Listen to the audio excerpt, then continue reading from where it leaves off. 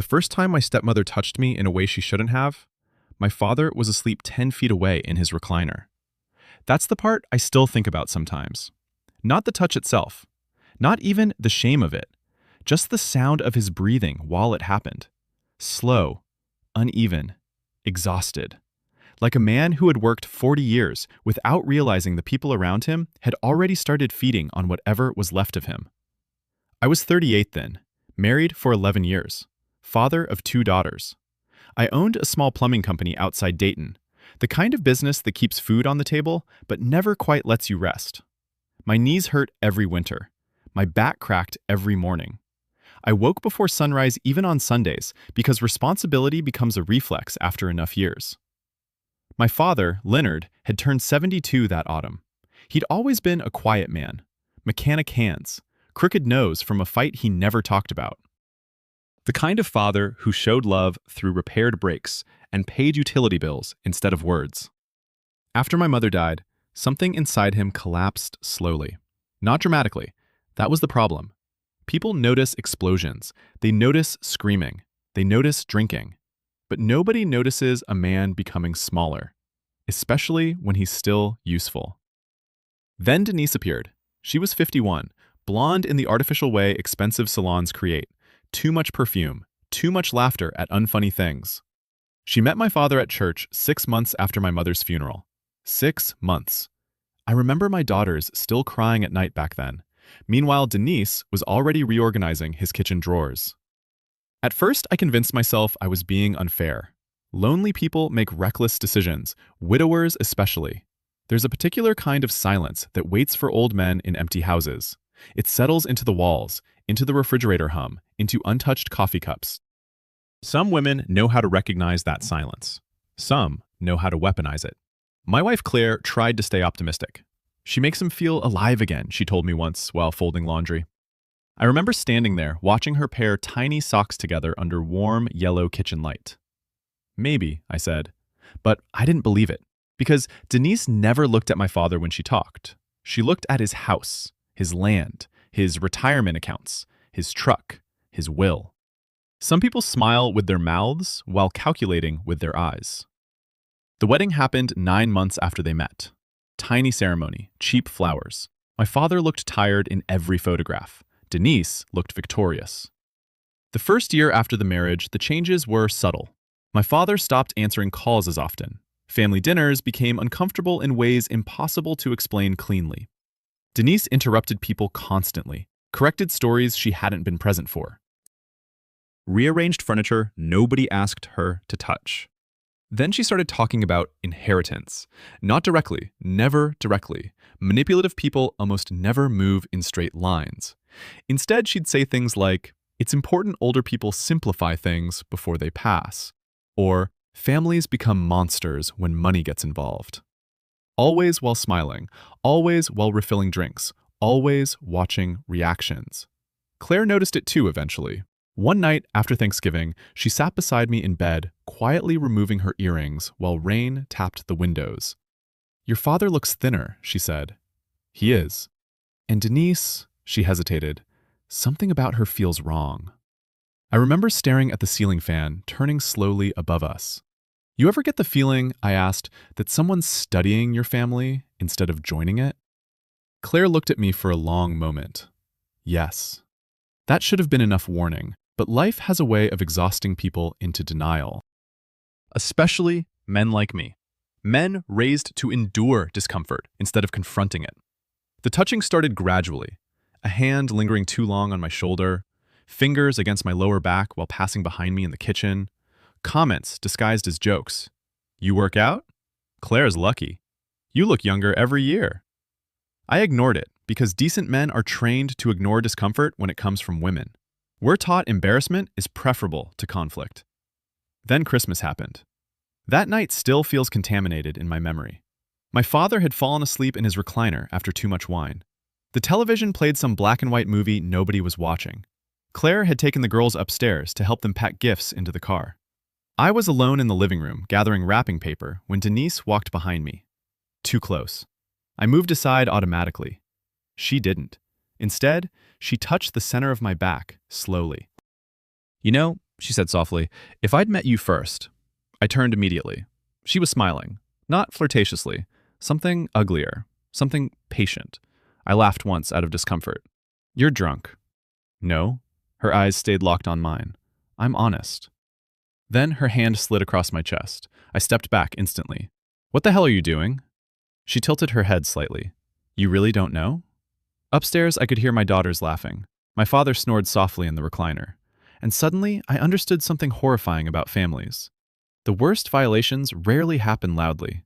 They happen quietly, beside ordinary things. Christmas lights, dishwashers running, children laughing upstairs. I grabbed my coat. Don't touch me again. But she smiled like I'd misunderstood. You're overreacting. That's how predators survive inside families. They turn reality into embarrassment. They make disgust feel socially inconvenient. I left without saying goodbye. Claire knew something was wrong immediately during the drive home. You're white as a sheet. I kept both hands tight on the steering wheel. Denise said something inappropriate.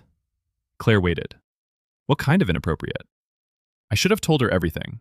That would have been the healthy thing, the honest thing. But shame makes cowards out of good men sometimes. So I minimized it. She flirted with me.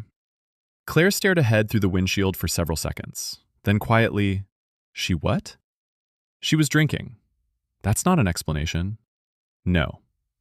The rest of the drive happened in silence. When we got home, Claire brushed our daughter's hair before bed, while I stood alone in the garage pretending to organize tools. I kept replaying Denise's expression. Not lust, not attraction, control. That's what disturbed me most. She hadn't touched me like a woman making a mistake. She touched me like someone testing a boundary she believed she could eventually cross. And deep down, what unsettled me even more was this. I already knew nobody would believe me if things got worse. Men learn that early, especially fathers, especially quiet men. The next morning, my father called. His voice sounded weak. Denise said you left upset. I tightened my grip on the coffee mug. Did she tell you why? A pause. She said she made a joke and you got offended. There it was, the first rewriting of reality. Small enough to sound harmless, dangerous enough to begin. I looked out the kitchen window at frost covering the backyard swing set. Children rarely notice when danger enters a family. Adults notice. We just spend years lying to ourselves about it. I need to go, I told him. Then I hung up. 3 days later, Denise sent me a photograph at 1:13 in the morning. She was wearing my dead mother's necklace, and nothing else.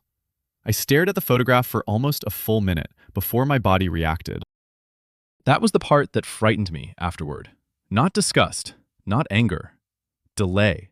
Like my brain refused to process what my eyes already understood. The necklace rested against her bare chest, the small silver cross my father bought my mother after 25 years of marriage. I remembered him saving for it quietly for months, picking up overtime shifts at the garage without telling anyone. My mother wore it almost every day until cancer hollowed her into someone lighter than memory itself. And now Denise was wearing it in bed, for me. Below the image was one sentence. Some things deserve a younger man's attention. I deleted the message immediately, then restored it from the trash 5 minutes later. Not because I wanted it, because instinct suddenly told me something important. People like Denise survive by making other people doubt their own memories. I took screenshots, emailed them to myself. Then, sat alone in the kitchen until almost sunrise, listening to the refrigerator hum while my coffee went cold beside me. Claire found me there at 6:30. You didn't sleep? I shook my head. She noticed my expression immediately. Marriage teaches people how to read damage before words arrive. What happened? For a few seconds, I almost lied again. That's another thing men learn young. Protect the peace, even if it poisons you. But secrets inside marriages spread like mold. Quietly, behind walls. By the time you notice the smell, the structure underneath has already softened. So I handed her the phone. I watched her face change slowly. Confusion first, then disbelief, then something colder. Claire sat down across from me without speaking. The kitchen light above us buzzed faintly. Finally, she asked, "When did she send this?" "Last night." "And this is your mother's necklace?" Yes. Claire zoomed in slightly. Her jaw tightened. She knew exactly what she was doing. I nodded once. The thing about humiliation is that it doesn't stay in one emotion. It mutates constantly. Anger becomes shame. Shame becomes self-doubt. Then eventually, self-doubt becomes exhaustion. Claire placed the phone face down. Does your father know? No. You have to tell him. I almost laughed, not because it was funny, because it sounded impossible. Tell him what? That his wife was trying to seduce his son? That the woman sleeping beside him was wearing his dead wife's jewelry while sending naked photographs at 1 in the morning? Some truths are so grotesque, they collapse under their own weight before they even leave your mouth. Claire rubbed her temples slowly. She's escalating. That word stayed with me all day. Escalating. Because Claire was right. This wasn't impulsive anymore. It was deliberate movement, careful testing. And suddenly, I started noticing old moments differently. Denise insisting on hugging me too long. The way she isolated my father from old friends. The subtle comments she made about Claire being emotionally distant. The constant need to create private moments alone with me during family gatherings. Predators rarely begin with the crime. They begin with rehearsal. Around noon, I drove to my father's house. Not angrily. That surprised me too. I felt strangely calm, like exhaustion had finally replaced outrage. The winter trees along his road looked skeletal against the gray sky. I remembered riding bicycles there with my younger brother Daniel 40 years earlier, before life scattered everyone into separate disappointments. My father answered the door wearing the same faded flannel jacket he'd owned since I was in high school. For one painful second, he just looked old. Not weak, not stupid, just old. Age changes family power in strange ways. One day, your father feels permanent. Then suddenly you notice how slowly he stands up from chairs. You okay? He asked. I need to talk to Denise. His face shifted immediately. Concern, defensiveness, fear, all tangled together. She's upstairs. I walked past him without removing my coat. Denise stood in the kitchen drinking tea when I entered. She smiled the second she saw me. That smile. Controlled, predictable, almost amused. I wondered how long it would take. My father lingered near the hallway behind me. I pulled out my phone and placed it face up on the counter. The photograph filled the screen. For the first time since knowing Denise, I watched her lose composure. Only briefly, but enough. My father stared down at the image, then at her, then back at me. The silence became unbearable almost immediately. Finally, he spoke. What is this? Denise recovered fast, too fast. I was drunk. No, I said quietly. You weren't. She ignored me completely and focused on my father instead. It was stupid. I made a mistake. A mistake? My voice stayed calm. You used Mom's necklace. That landed harder. I saw it in my father's eyes. Pain moves differently through old men. Slower. Deeper. Denise crossed her arms. I said I was sorry. No, Claire once told me. Manipulative people apologize the way burglars return empty wallets. That morning, I finally understood what she meant. My father sank slowly into a kitchen chair. He suddenly looked exhausted beyond language. What's happening? He whispered. And there it was, the real tragedy underneath all of it. He genuinely didn't know. Because loneliness blinds people, especially older people terrified of dying irrelevant. Denise moved closer to him immediately. She's twisting this, I said. Denise looked at me sharply. You think too highly of yourself. Then why send it? My father raised trembling fingers against his forehead. Please. Just one word. Please. Not commanding. Begging. Families reach dangerous places when the person holding them together becomes too tired to investigate the truth. Denise softened her voice instantly. It was inappropriate. I apologized. No, I said again. You got caught. Her expression hardened. Finally, a crack in the performance. You know what your problem is? She asked quietly. You enjoy being needed too much. My father looked up slowly. Denise continued before I could respond. You built your whole identity around being the responsible one, the martyr, the exhausted provider everyone depends on. I felt something cold settle into my stomach, because manipulation becomes most dangerous when it contains fragments of truth. She stepped closer. You don't actually know who you are unless someone's draining you. My father whispered her name softly, warning her. But Denise wasn't finished. And Claire, she said, she's already tired of carrying your emotional weight. Women always get tired eventually. I moved before I realized it. Not violently, just enough to make my father stand abruptly between us. His hands shook. Stop. Everything became very still after that. The ticking kitchen clock, the heater running beneath the floor vents, the faint sound of a dog barking somewhere down the road. Then my father looked at me, really looked at me, and I saw it happen. Doubt. Not certainty, not belief. Doubt. Which was worse, because once doubt enters a family, loyalty begins dying room by room. She apologized, he said quietly. I stared at him, then at Denise standing behind him, and suddenly I understood something devastating about aging fathers. Sometimes they choose humiliation over loneliness. Not because they're weak, because starting over at 72 feels too close to dying alone. I picked up my phone. You should check your messages. Denise's face changed instantly, tiny movement, but real. My father noticed it too, and for one brief moment, I thought the truth might finally force its way into daylight. Then, Denise started crying. Perfectly. Not dramatic, not loud, just enough.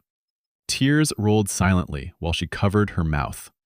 I can't believe this is happening. My father turned toward her automatically, instinctively, like a man protecting the person closest to him from danger, even if the danger was truth itself. I watched him place a hand on her shoulder, and in that exact moment, I realized I had already lost him. Not fully, not permanently, but enough. Enough for something irreversible to begin. As I walked toward the front door, my father called after me. We'll talk later. I paused without turning around. No, I said quietly. You'll listen later. Then I left. Outside, freezing rain had started covering the driveway in thin, glassy layers. I sat in my truck for several minutes staring at the house. The upstairs bedroom curtains moved slightly. Denise was watching me leave, and even from that distance, I could feel it. She wasn't afraid anymore. She was calculating. Because predators become bolder once they learn who the family is willing to doubt. That night, Claire asked me the question I'd secretly feared all day. What if she accuses you of something first? I looked toward the hallway where our daughters slept, and for the first time since this began, I realized she might. After Claire asked that question, neither of us spoke for a long time. The dishwasher hummed softly behind us. One of the girls coughed upstairs in her sleep. Outside, freezing rain kept tapping against the windows in slow, uneven rhythms. Ordinary sounds. That was the disturbing part. Disaster rarely arrives with music behind it. Most lives fall apart while laundry dries in another room. Claire sat across from me at the kitchen table, still wearing her work sweater. Dark hair pulled loosely behind her neck, tired eyes. 40 years old and already carrying more emotional weight than most people notice. Do you think she would? She asked carefully. I didn't answer immediately, because I was thinking about Denise crying in the kitchen earlier. Not the tears themselves, the timing. Manipulative people understand something emotionally healthy people often forget. The first person to appear wounded usually controls the story, especially inside families, especially against quiet men. I don't know, I admitted finally. Claire folded her arms tightly. She already tested the situation with your father. She knows he'll protect her. Claire looked down at the table. And if she tells people you came on to her? There it was, the real fear. Not scandal, contamination. Because accusations like that never fully disappear, even after truth arrives. They settle into people's memories permanently, like smoke inside curtains. I rubbed my face slowly. I kept the screenshots. Good. But it still feels, I searched for the word, fragile. Claire nodded immediately. She understood. Evidence matters less than emotion inside families. People don't believe the most logical version. They believe the version that protects the emotional structure they're most afraid to lose. And my father was terrified of losing Denise. Not because she loved him, because she occupied the empty space grief left behind. That night, I barely slept. At 3 a.m, I found myself sitting alone in the garage staring at my old toolbox while cold air crept beneath the door. My grandfather gave me that toolbox when I was 19. Heavy steel, faded red paint, one broken latch that never closed properly. Back then, I thought manhood meant endurance. Provide, protect, absorb pressure quietly. Nobody tells young men that becoming useful to everyone eventually makes people forget you can also be wounded. At 4:13, my phone buzzed. Unknown number, one message. You embarrassed me today. No name attached. No need. Then another message arrived. You should have handled this privately. I stared at the screen for a long moment. The language mattered. Not shame, not regret. Embarrassment, exposure, control. That told me everything. I blocked the number immediately. But 10 seconds later, another text appeared from a different number. You're making things harder for your father. By sunrise, I had received 7 messages, none threatening. That almost made them worse. Every sentence carefully shaped to reposition blame onto me. Predators survive through exhaustion. They push emotional confusion into other people until confrontation feels more painful than surrender. Claire read the messages while drinking coffee before work. She's trying to isolate you psychologically. I gave a tired laugh. When did you become a therapist? When I married a man whose family never says what they actually mean. Fair enough. Around noon, my younger brother Daniel called. That surprised me. Daniel and I spoke maybe 4 times a year now. Life had worn us into distant versions of ourselves. Different states, different priorities, same unresolved childhood. You okay? He asked immediately. So she'd already started. What did Dad tell you? Daniel hesitated. That Denise feels uncomfortable around you lately. There it was, the first seed planted carefully into another mind. I closed my office door slowly. And what do you think? Another pause. I think Dad sounds stressed. Translation, I don't know who to believe yet. Families rarely fracture instantly. They separate gradually through hesitation. Daniel sighed softly. Look, Denise said maybe there was some misunderstanding. I stared out the office window toward the frozen parking lot. You ever notice, I said quietly, that the person causing damage is always the first one demanding peace? Daniel didn't answer, because deep down, he knew I wasn't wrong. But people avoid ugly truths when accepting them creates responsibility. I'm not doing this over the phone, I told him. Then I hung up gently. The rest of the week unfolded like slow poison. My father stopped answering most calls. Denise became strangely active online, posting smiling photographs with captions about family strength and healing through difficult times. Performative people always prepare witnesses before war begins. Claire noticed I was checking the locks every night. You're spiraling. I'm being careful. You're scared. That one landed harder, because she was right. Not scared of Denise physically, scared of erosion, of instability, of waking up one day and realizing someone else had rewritten my character inside my own family. Saturday afternoon, my oldest daughter Emma asked a question that hollowed me out. Why doesn't Grandpa come over anymore? Children notice absence long before they understand conflict. I helped her with a puzzle on the living room floor while searching for an answer safe enough for 8 years old. He's busy lately. Emma nodded slowly, then quietly, did we do something wrong? There are moments in fatherhood that feel physically painful. Not dramatic pain, not cinematic pain, smaller, sharper. Like hearing innocence apologize for problems adults created. I pulled her gently into my arms. No, sweetheart. But my voice sounded tired even to me. Later that evening, Claire found me staring at an old family photograph in the hallway. My parents, Daniel, me. Summer of 1997. Everybody sunburned and smiling beside a lake cabin we rented exactly once because money was always tight. My father looked strong back then, solid. The kind of man who fixed docks and grilled cheap hamburgers and believed hard work alone could hold a family together forever. Claire touched my arm softly. You miss him. I kept staring at the picture. No, I said eventually. I miss who he used to be before loneliness made him negotiable. She didn't respond, because there wasn't really anything to say. The next Monday, everything shifted. I was underneath a sink installing new piping at a customer's house when my phone rang 3 times in a row. Claire. Then again. Then again. I answered immediately. Her breathing sounded uneven. You need to come home. Ice spread through my chest instantly. What happened? It's the school. I stood up too fast and cracked my head against the cabinet. What about the school? Claire hesitated for half a second too long. Then, someone filed a complaint. The room tilted slightly. What kind of complaint?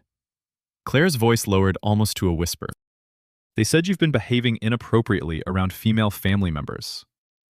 Everything inside me went completely still. Not panic, something worse. Recognition.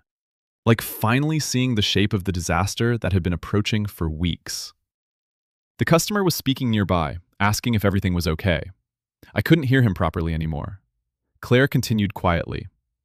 The principal called because Denise apparently contacted someone connected to the PTA. I leaned against the wall slowly. My hands suddenly felt numb. She's doing it. Yes. I closed my eyes. Some betrayals don't destroy your life immediately. They destroy your ability to feel safe inside your own name. Claire spoke again. Come home. But before I could answer, another call appeared on the screen. My father. For 1 second, I just stared at it ringing. Then I answered. His voice sounded older than I had ever heard it. What did you do? 3 words. That was all. No accusation could have hurt more than hearing doubt inside his voice. I swallowed carefully. I didn't do anything. My father exhaled shakily. Denise says you've been making her uncomfortable for months. There are moments when emotional pain becomes so complete, it almost feels calm. Like standing inside heavy snowfall after a car accident. Everything muted, everything distant. I thought about the countless things I had done for that man across 4 decades. Hospital visits, mortgage payments after his surgery, fixing his roof, paying his insurance gaps quietly so he could keep his dignity. And now, another person had entered his life and rewritten me in less than 2 years.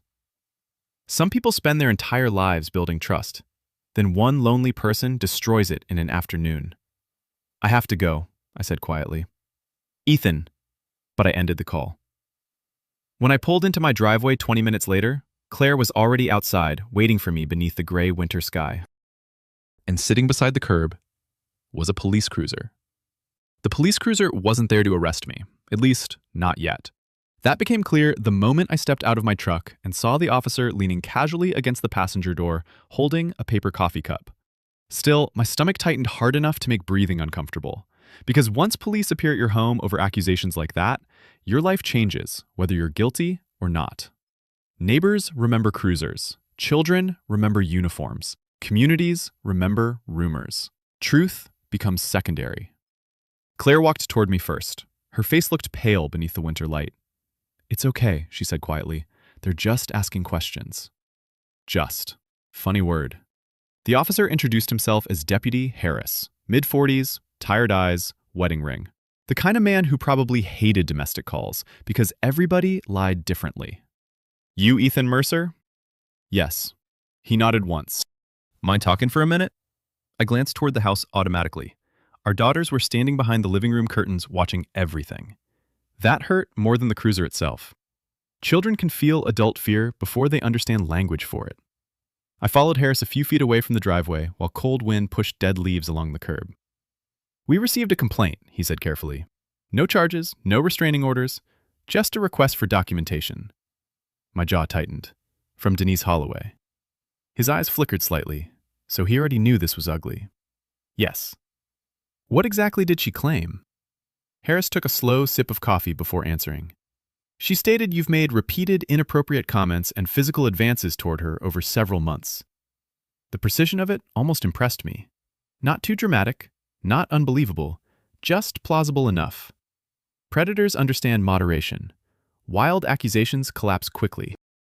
Controlled accusations spread slowly and survive. She sent me explicit photographs, I said immediately. Harris looked up. You have them? Yes. May I see? I handed him my phone. He studied the screenshots quietly for almost 30 seconds, then read the messages underneath. His posture changed slightly after that. Not trust, but recalculation. When did this happen? Christmas night. You report it? No. Why not? Because I was ashamed. Because men are taught discomfort is weakness. Because accusing your elderly father's wife of sexual misconduct sounds insane, even when it's true. But I only said, I thought it would stop. Harris handed the phone back carefully. Well, he muttered, that complicates things. Claire crossed her arms tightly nearby. What happens now? Harris looked uncomfortable suddenly. Honestly, probably nothing official unless someone escalates further. Further, as if this wasn't already poisoning everything.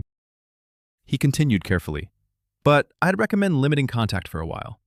I almost laughed. Limit contact. Families always imagine distance solves corruption. Sometimes, distance just gives manipulation more room to grow. Before leaving, Harris lowered his voice slightly. Off the record? I nodded. I've worked these situations before. He glanced toward the house. The person making the first accusation isn't always the victim. Then he got back into the cruiser and drove away. Claire waited until the vehicle disappeared before speaking. She planned this. Yes. She moved first before you could expose her. Yes. Claire looked toward the living room window where our daughters still stood watching. They can't hear about any of this. I nodded immediately. No matter how ugly adults become, children deserve at least a few more years before learning how fragile family actually is. That night, we ordered pizza and pretended things were normal. Emma talked about a science project. Lucy complained about math homework. Claire laughed in the right places.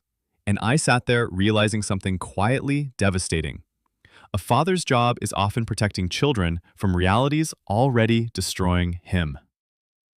After the girls went to bed, Claire poured herself wine and sat beside me on the couch. Neither of us turned on the television. The house felt tense in a way I couldn't fully describe, like the walls themselves understood something irreversible had entered our lives.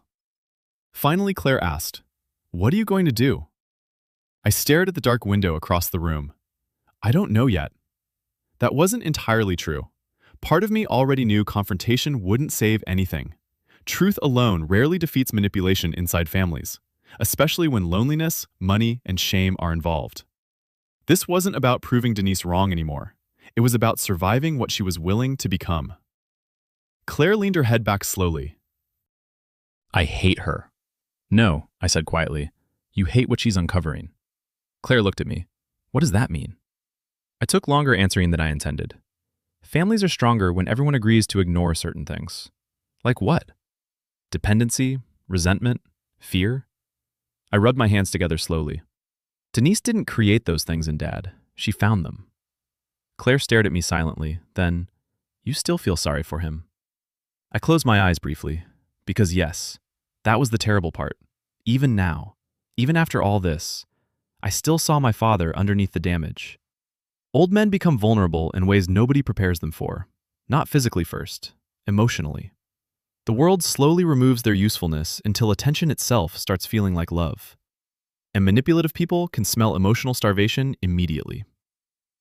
The next morning, my father appeared at my office without calling. I saw his truck through the front window around 9:30. For a moment, I considered locking the door and pretending not to be there. Instead, I let him in. He looked exhausted. Gray stubble, wrinkled flannel, eyes carrying the kind of fatigue sleep never fixes. He stood awkwardly near the entrance. When's the last time you ate? I asked. The question surprised both of us. Yesterday, I think. I pointed toward the chair across from my desk. He sat down slowly. For almost a full minute, neither of us spoke. Then he whispered, "She says you hate her because she replaced your mother." There it was, the new version of reality, cleaner, more sympathetic. I leaned back in my chair. Do you believe that? My father rubbed his wedding ring nervously. I don't know what to believe anymore. That answer hurt because it was honest. Manipulation works best when it exhausts certainty itself. I opened my laptop and pulled up the photograph again. My father looked away immediately. She said she was drunk. She used Mom's necklace. His jaw tightened. I know. You really think I asked her for that? No. The word came quickly, instinctively. That mattered. I noticed it immediately. You don't believe I pursued her? No. But you think I'm exaggerating? My father didn't answer. Silence is its own confession sometimes. Outside, someone started a truck engine nearby. The vibration rattled the office windows faintly. Finally, he spoke. She cries every night. I almost smiled at the absurdity. Not because it was funny, because manipulative people always collapse theatrically once consequences arrive. Dad, he interrupted quietly. She says she feels unsafe. I stared at him for several seconds, then asked the question I'd been avoiding since Christmas. Has she done this before? His eyes flickered upward instantly. There, a reaction. Small, fast, real. And suddenly I knew. Not details, not specifics, but enough. Enough to understand Denise's behavior didn't begin with me. My father looked toward the floor. She had problems in her previous marriage. What kind of problems? She said her ex-husband was controlling. Did you ever talk to him?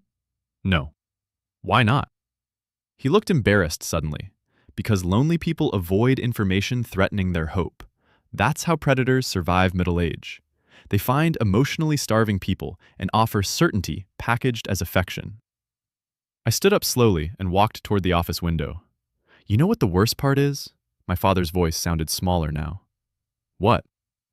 I spent my whole life thinking you were the person who couldn't be manipulated. Behind me, I heard him breathing unevenly. Then, quietly, I thought you were stronger than me.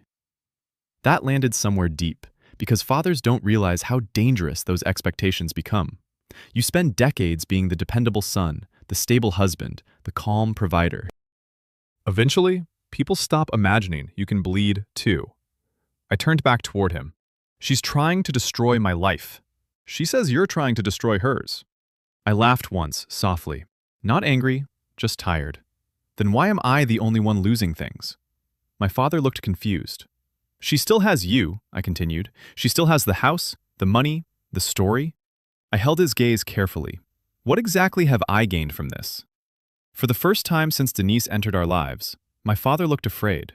Not of me, of realization. Because deep down, part of him already understood something terrible. Manipulative people eventually force everyone to choose between truth and emotional survival. And old men rarely choose truth when truth leaves them alone. Before leaving, my father stopped near the office door. Then he said something that stayed with me long after he was gone. If this keeps getting worse, he swallowed carefully. Your brother thinks maybe we should discuss the will now instead of later. I felt my entire body go cold. There it was, the real shadow underneath everything.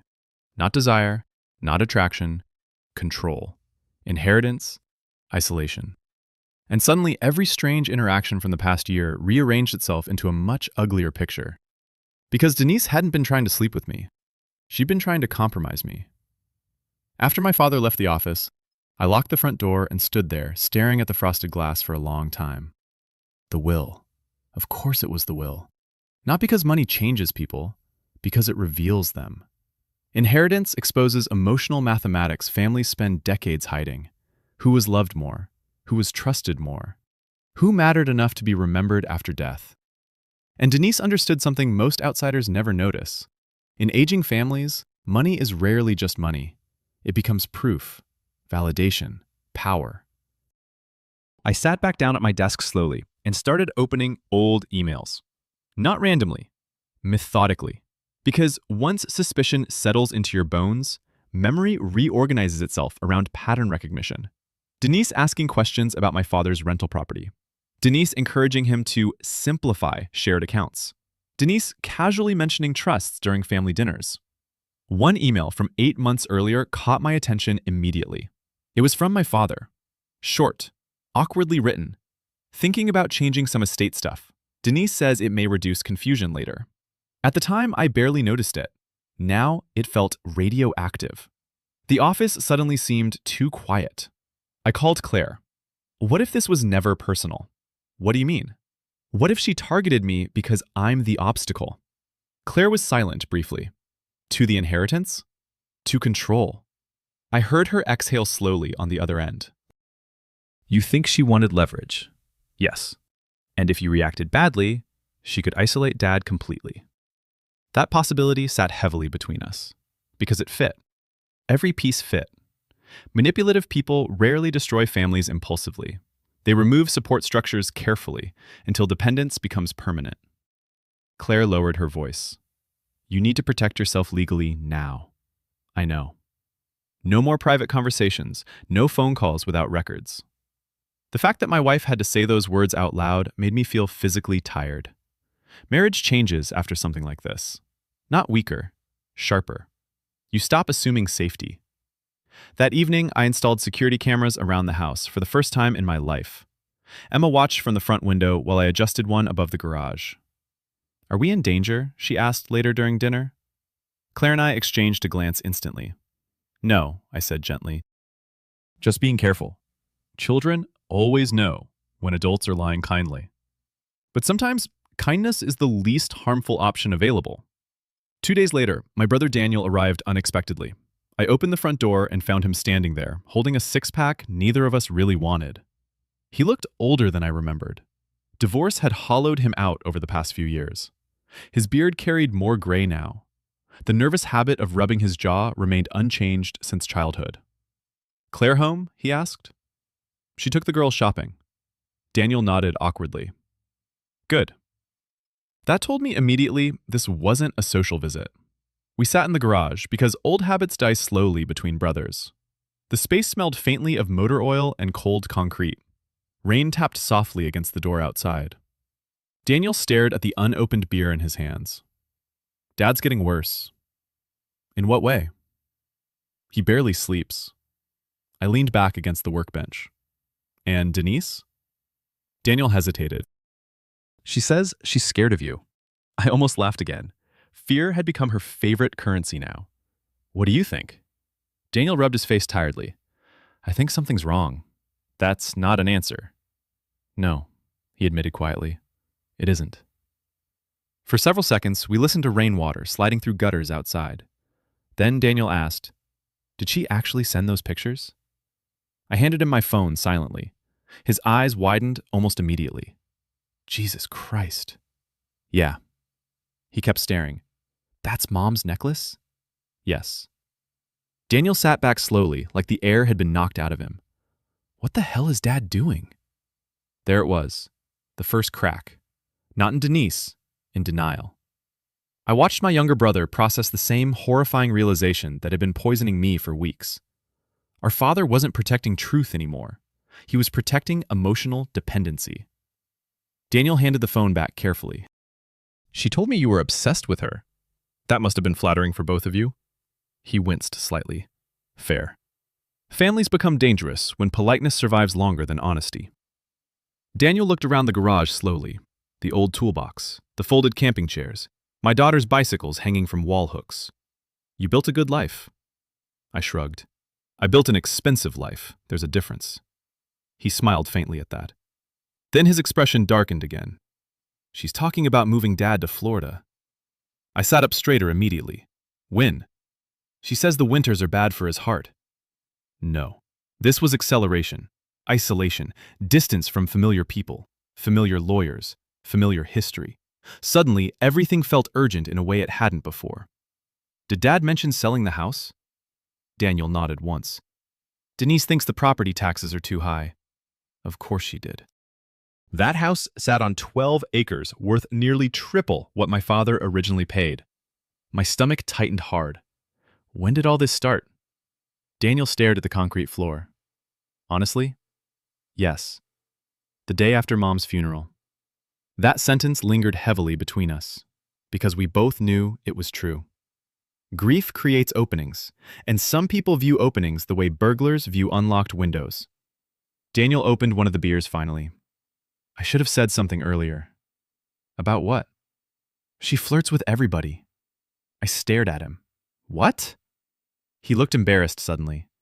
"She got weird with one of my friends last summer at the lake." Cold realization spread through me slowly. "What kind of weird?" Daniel shifted uncomfortably. "Touching him a lot, sitting too close, talking about relationships." He rubbed the back of his neck.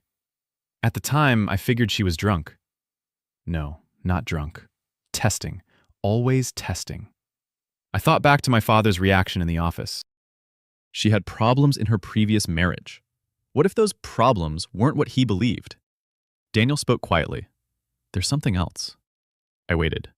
"She asked Dad if he'd ever considered removing you from the will." The words hit like freezing water. "When?" "A few months ago." "And?" "Dad got angry." That surprised me. A little. But not enough. Because even compromised people protect certain truths instinctively. "At least at first," Daniel added. There it was, the part underneath the part, the slow erosion. I stood up and walked toward the small garage window overlooking the backyard. Lucy's soccer ball rested near the fence, half covered in frost. Simple things suddenly felt fragile lately. Normality itself felt temporary. You know what the worst thing about getting older is? I asked quietly. Daniel frowned slightly. What? You start realizing love and usefulness aren't always the same thing to people. Neither of us spoke for a while after that. Then, Daniel said something I never expected to hear from him. I believe you. Just 4 words, but they hit harder than anger would have. Because betrayal isolates people gradually. You stop trusting your own perception after enough gaslighting. Every small confirmation starts feeling emotional. I nodded once. Thanks. Daniel stared into his beer. But Dad, he shook his head slowly. I don't know if he can handle the truth anymore. That was the real tragedy, wasn't it? Not manipulation itself. Dependence. My father needed Denise emotionally now, in ways that had nothing to do with love. She occupied his loneliness, managed his fears, structured his days. Old age terrifies people because eventually companionship becomes survival, and predators understand survival instincts better than decent people do. Daniel stood to leave around sunset. Before walking out, he turned toward me again. You need to be careful. I know. No, his expression tightened. I mean really careful. Something in his tone made my stomach sink. What happened? He hesitated too long. Then quietly, she asked Dad whether your daughters were safe around you. The garage suddenly felt airless. For one horrible second, I couldn't move, couldn't think, couldn't even fully process the sentence. Because there are accusations so vile, they bypass anger completely and go straight into terror. Daniel looked sick even repeating it. Dad told her to stop talking like that. But she said it. Yes. I sat down slowly on the edge of the workbench. My daughters. She was willing to drag children into this now. Not because she believed it, because escalation had become necessary. Predators become most dangerous when earlier manipulations stop working. Daniel moved closer, carefully. She's trying to make you unstable. I stared at the floor. No, I whispered. She's trying to make me disappear. That night, after everyone slept, I walked quietly into my daughter's rooms, one at a time. Emma had kicked her blankets onto the floor again. Lucy still slept holding the stuffed rabbit Claire bought when she was 4. I stood there in the darkness, realizing something that changed me permanently. A man can survive humiliation. He can survive lies, even betrayal. But once someone threatens the safety of his children, something colder wakes up inside him. Not violence, clarity. And for the first time since Denise entered our lives, I stopped thinking about preserving the family. The next morning, I called a lawyer before I called my father. That decision bothered me more than I expected. Not because it felt wrong, because it felt necessary. There's a moment in collapsing families when emotion stops being useful. You realize love alone cannot protect you from manipulation, and grief cannot negotiate with strategy. My lawyer's office sat above a pharmacy downtown. Old brick building, burnt coffee smell in the lobby.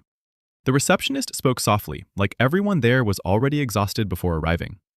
Her name was Margaret Bell, mid-60s, precise eyes, calm voice, the kind of woman who had spent decades watching people destroy each other politely. She listened without interrupting while I explained everything: the messages, the photograph, the accusations, the school complaint, Daniel's warning. She folded her hands together carefully once I finished. You've documented everything? Yes. Good. That's it? Her expression remained neutral. Mr. Mercer, most people wait too long before protecting themselves legally because they're emotionally attached to the idea of family. She tilted her head slightly. Courts are full of people who thought decency would save them. That sentence stayed with me. Courts are full of people who thought decency would save them. Margaret requested copies of every message Denise had sent. Do not delete anything moving forward, she said, even if it feels humiliating. It already does. She gave a small, tired nod. Yes, that's usually the point. Before I left, she asked one final question. Do you believe your father is mentally vulnerable? I paused. Not cognitively. That would have been easier somehow. He's lonely. Margaret's eyes sharpened slightly. Inheritance predators often target emotional dependency before financial dependency. Predator. Hearing someone else use the word out loud made the situation feel frighteningly real. I drove straight from the lawyer's office to my father's house. Not because I wanted another confrontation, because delay had become dangerous. His truck sat in the driveway beside Denise's white Lexus. I noticed immediately that my mother's old flower beds were gone now, replaced with decorative stone landscaping Denise probably found online somewhere. Tiny erasures. That's how replacement begins in families. Not all at once, one familiar thing at a time. I knocked twice before entering. The house smelled different now too. Artificial vanilla candles, strong cleaning chemicals. Nothing resembling the home I grew up inside. Denise appeared first. Of course she did. Gray sweater, bare feet. Calm expression already prepared for performance. You should have called first. No. Her eyes narrowed slightly. We're having a difficult enough time already. There it was again. Shared blame, mutual tragedy. Manipulative people distribute responsibility like poison. I need to speak to Dad alone. He's resting. I don't care. That surprised her. I think until that moment, she still expected me to prioritize politeness over self-protection. My father entered from the hallway before she could answer. He looked worse than 2 days earlier. Eyes bloodshot, shoulders slumped, exhaustion hanging off him visibly now. "You shouldn't be here," he said quietly. "I met with a lawyer this morning." That landed immediately. Denise's posture stiffened. My father looked wounded. "A lawyer?" "Yes." "For what?" I held his gaze carefully. "To protect my family." The room became very still. Denise crossed her arms slowly. "You're making this uglier than it needs to be." "No," I said calmly. "You already did that." My father sank heavily into the recliner near the window. My mother's recliner. Another small replacement I suddenly noticed. The blanket covering it wasn't hers anymore. Funny how grief hides in ordinary objects. Denise stepped closer. "You're trying to punish me because I rejected whatever fantasy you built around me." I almost admired the confidence. The willingness to lie directly into another person's face without visible shame. "No," I replied quietly. "You targeted the wrong family." Her jaw tightened slightly. Finally, something real. My father rubbed trembling fingers across his forehead. "Please stop." Nobody listened, because by then, this wasn't really about him anymore. Predators eventually lose interest in subtlety once resistance appears. Denise looked toward my father with perfectly measured sadness. "You see," she whispered, "this is what I've been trying to tell you." I watched him struggling internally, not choosing truth, choosing emotional survival. People think manipulation works through intelligence. Usually, it works through exhaustion. I took out my phone slowly. I spoke to Daniel. That changed the room instantly. Denise's eyes flickered. My father looked confused. "What about?" He told me about Florida. Silence. Then Denise recovered first. "We were discussing retirement." "No," I said. "You were discussing isolation." "That's ridiculous." "Was it ridiculous when you asked Dad to remove me from the will, too?" My father's head lifted sharply. "What?" There, the crack widening. Denise answered too quickly. "I never said that." "You said it to Daniel. He misunderstood." "Did he misunderstand when you questioned whether my daughters were safe around me?" My father stood up abruptly. "What?" This time the shock in his voice sounded genuine. For the first time since Christmas, Denise looked momentarily unprepared. Only for a second, but enough. "You're twisting things." "No," I said softly. "I'm finally saying them out loud." My father stared between us like a man watching his house burn from inside. "Denise." She turned toward him immediately, eyes filling with tears again. Perfect timing, perfect fragility. "I was worried," she whispered. "That's all." "About what?" She hesitated carefully. And in that hesitation, I saw her calculating which version of reality served her best. That's the thing about manipulators. Their emotions pause before adapting. "I just think Ethan has been unstable lately." There it was, not monstrous enough to sound insane, just subtle enough to spread. My father looked at me slowly, and I realized with sudden clarity that he was searching my face for evidence, not truth. Danger. Once someone plants suspicion around children, people stop evaluating facts rationally. Fear bypasses logic entirely. I took a long breath, then did something Denise clearly wasn't expecting. I stopped defending myself. Instead, I looked directly at my father and asked, "When Mom was dying, who stayed overnight at the hospital with you?" His expression shifted immediately. "What?" "Answer me." "You did." "Who paid your mortgage after the surgery because you couldn't work?" Silence. Who fixed the roof last winter? My father swallowed hard. You. I nodded once, then looked toward Denise. Now tell him what exactly I gain by destroying my own life. Nobody answered. Outside, wind rattled dead branches softly against the gutters. My father looked suddenly ancient, sitting there beneath the dim living room light. Because deep down, he knew something terrible. Predators survive by forcing decent people to defend themselves against impossible accusations until exhaustion makes everyone morally equal. Denise spoke carefully. This family has become toxic. I almost smiled. Toxic. Modern language for emotional destruction nobody wants to name honestly. No, I said quietly. This family became profitable. That hit. Hard. I saw it immediately in my father's face. Not certainty, recognition. And Denise saw it too. Which was why her next move came faster than expected. She grabbed her purse from the counter abruptly. I can't do this anymore. Then she walked toward the front door, crying softly. My father stood halfway out of the recliner. Denise. But the front door slammed before he could finish. The house fell silent instantly afterward. Heavy silence. Dangerous silence. My father remained standing there, staring toward the door. Then, very quietly, she's going to leave me. I closed my eyes briefly, because there it was, the real center of everything. Not truth, not morality, fear of abandonment. Old age terrifies people because eventually companionship starts feeling irreplaceable. Even unhealthy companionship. Especially unhealthy companionship. She's using that fear against you, I said gently. My father sank back down slowly. You don't understand what it's like after your mother dies. The sentence hollowed me out, because maybe he was right. Maybe widowers eventually become so emotionally cold that any warmth feels worth protecting, even poisonous warmth. He stared at the floor for a long time before speaking again. She makes the house feel less empty. I looked around the living room, at the replaced furniture, the missing photographs, the artificial candles, the emotional wreckage disguised as companionship. Then I said the cruelest, honest thing I'd ever said to my father. No, I whispered. She just filled the emptiness with herself. He looked at me like I'd struck him, and maybe I had, because some truths wound precisely because they arrived too late. I left shortly afterward, not angry anymore, something colder, more focused. When I reached my truck, my phone buzzed with a security camera notification from home. Motion detected, front door. I opened the live feed and saw Denise standing on my porch, holding flowers, while my daughters answered the door. For 1 second, I forgot how to breathe. The camera feed shook slightly in my hand as I sprinted toward the truck. Emma stood in the doorway smiling politely the way Claire taught them to greet adults. Lucy lingered behind her, clutching the sleeve of her sweater, and Denise stood there, holding yellow flowers, like she belonged, like she hadn't spent the last month trying to poison my life. I backed out of my father's driveway hard enough for the tires to slide slightly on wet pavement.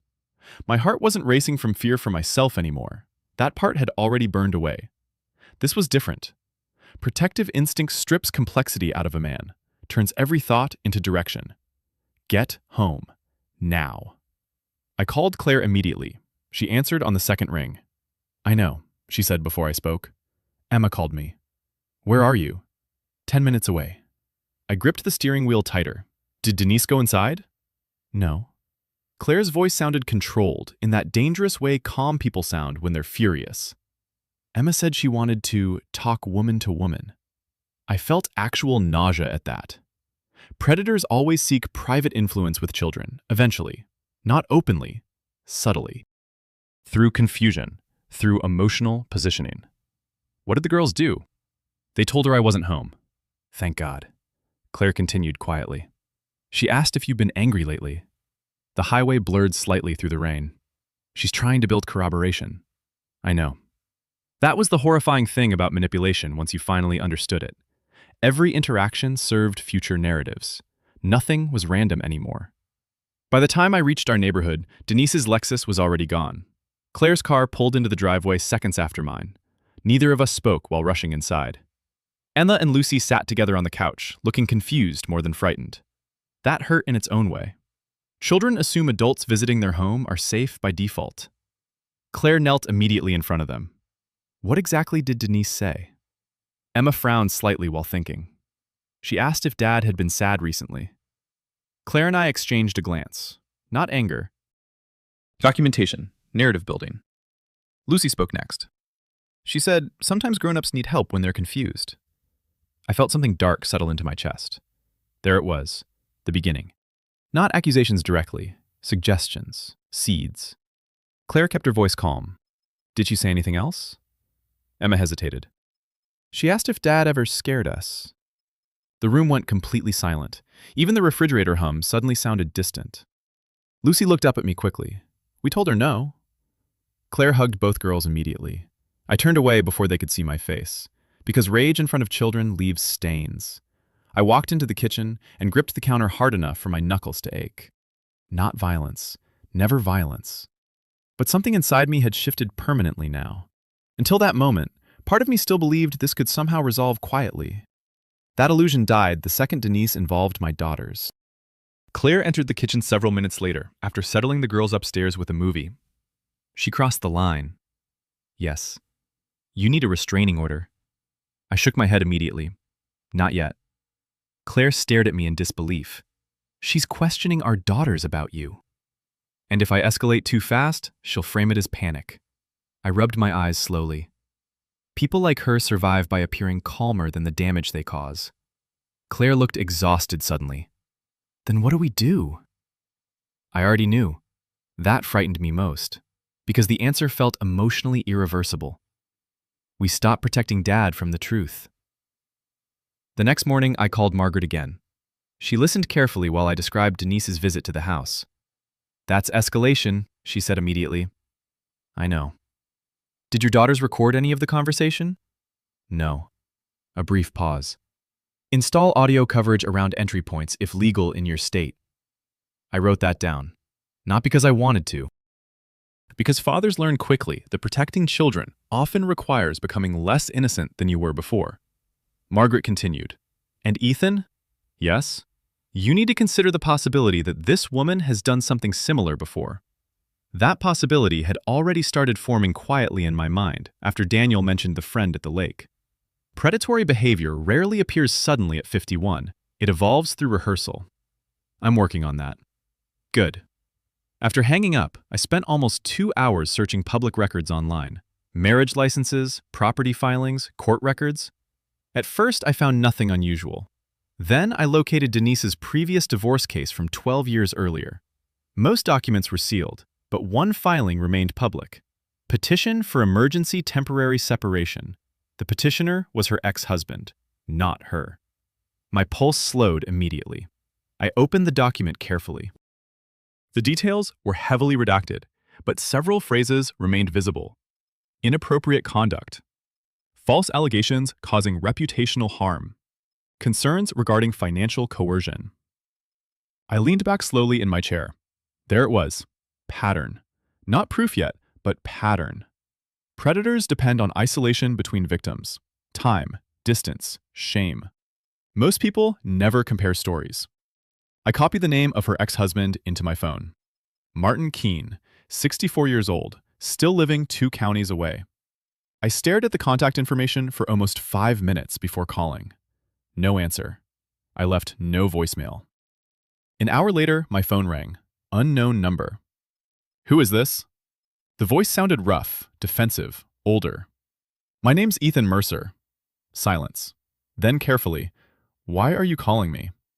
I think we were both married to the same woman.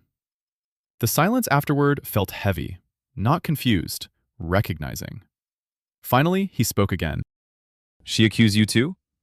Every muscle in my body tightened. Yes. A bitter laugh escaped him quietly. Jesus Christ. I closed my office door slowly. She's done this before? Another pause, then, you free to talk somewhere private? We met that evening at a diner off Route 40. Martin arrived wearing a brown work jacket and the expression of a man permanently tired of disappointing realities. He looked at me for a long moment after sitting down. You're younger than I expected. Is that important? Yeah. He stirred sugar into black coffee slowly. You look like the type she goes after. That sentence sat between us heavily. What type is that? Responsible. His mouth tightened slightly. Useful. I felt cold hearing someone else articulate it so plainly. Martin reached into his jacket pocket and removed a folded photograph. Denise, younger, standing beside him smiling in front of a beach house. Normal. That was always the disturbing thing. Predators rarely look dangerous in family photographs. She accused me of emotional abuse during the divorce, he said quietly. Told people I was unstable. What happened? I caught her draining money from a retirement account. There it was again. Money, control, dependence. Martin kept talking carefully, like someone reopening an old wound. She flirted with my nephew first. My chest tightened. What? Nothing physical, just weird comments, touching, late-night texts. He shook his head slowly. When I confronted her, suddenly I became the problem. The diner suddenly felt too warm, too small. What kind of accusations? Martin laughed once, without humor. You already know. I stared down at the table, because I did know. He studied me quietly for a few seconds. You got kids? Yes. Then listen carefully. His expression hardened. People like Denise don't stop when they're cornered. They escalate. I thought about the flowers on my porch. The questions to my daughters. The school complaint. She's already escalating. Martin nodded slowly like he expected that answer. Then he said something that chilled me more than anything else so far. She tried to get me declared mentally unstable before the divorce. I looked up sharply. What? She wanted power of attorney after my stroke, he rubbed tired eyes. Told doctors I was confused, forgetful, angry. His jaw tightened. I started recording everything after that. Recording. Evidence. Survival. How did you get away from her? Martin stared out the diner window toward the dark parking lot. I lost enough money to buy my freedom. That sentence lingered painfully, because some people survive predators, financially ruined but emotionally intact. Others keep the money and lose themselves completely. Before leaving, Martin handed me a small folded piece of paper. What's this? The name of her old therapist. I frowned immediately. Why would I need that? Because Denise doesn't just manipulate people. His eyes met mine carefully. She studies them. I unfolded the paper slowly, then froze, because written beneath the therapist's name was another name, my father's. Martin saw my expression. She talked about him years ago. The diner noise around me faded instantly. What are you talking about? Martin leaned closer. She targets widowers. I drove home from the diner feeling like part of reality had detached itself. Widowers, plural. Not my father specifically, a category, a type. Rain streaked across the windshield while Martin's words kept replaying in my head. She targets widowers. Not because she loved them, because grief creates emotional openings most people are too decent to exploit. But not everyone. Some people study loneliness the way hunters study tracks. By the time I pulled into my driveway, it was almost midnight. The house was dark, except for the kitchen light Claire always left on when she waited up for me. I stood in the garage for several seconds before going inside. Sometimes exhaustion delays movement. Your body understands, before your mind does, that life is about to become heavier. Claire looked up immediately when I entered. How bad? I sat down across from her slowly. Worse than we thought. She pushed a mug of reheated coffee toward me. I told her everything. Martin, the previous accusations, the retirement account, the flirtation with his nephew, the attempt at power of attorney, and finally, she specifically targets widowers. Claire went completely still. Not shocked, realizing. That's why she moved so fast after your mother died. Yes, she wasn't grieving with him. Claire's face tightened. She was profiling him. I nodded once. That word felt ugly, but accurate. Predators don't fall in love the way healthy people do. They identify vulnerabilities first, emotions second. Claire leaned back slowly. What are you going to do with this? I don't know yet, but deep down, part of me already did. Because patterns change things. Once manipulation becomes visible as behavior instead of isolated incidents, denial gets harder to maintain. Not impossible, but harder. Claire studied me carefully. You look different. What does that mean? You stopped hoping this was a misunderstanding. She was right. Hope had finally died somewhere between the diner and home. And strangely enough, clarity felt calmer than confusion. The next morning, I called my father again. No answer. I tried twice more throughout the day. Nothing. By evening, I drove to the house. Denise's Lexus wasn't there this time. That immediately raised my pulse. The front curtains remained closed. No television glow, no movement. I knocked hard. No response. Then I used my old key. The same spare key my father gave me 15 years earlier after his surgery. The house smelled stale inside. Too warm. Too quiet. Dad? Nothing. I walked through the kitchen first. An untouched bowl of soup sat on the counter beside scattered medication bottles. My stomach tightened. Then I found him in the bedroom, still alive, but barely awake. He lay half-propped against the pillows, wearing yesterday's clothes, breathing shallowly. Dad? His eyes opened slowly, confused, disoriented. For one horrifying second, I thought Martin's story was repeating itself exactly. I grabbed the medication bottles immediately. Sleeping pills, anti-anxiety medication, whiskey beside the bed. Too much of all three.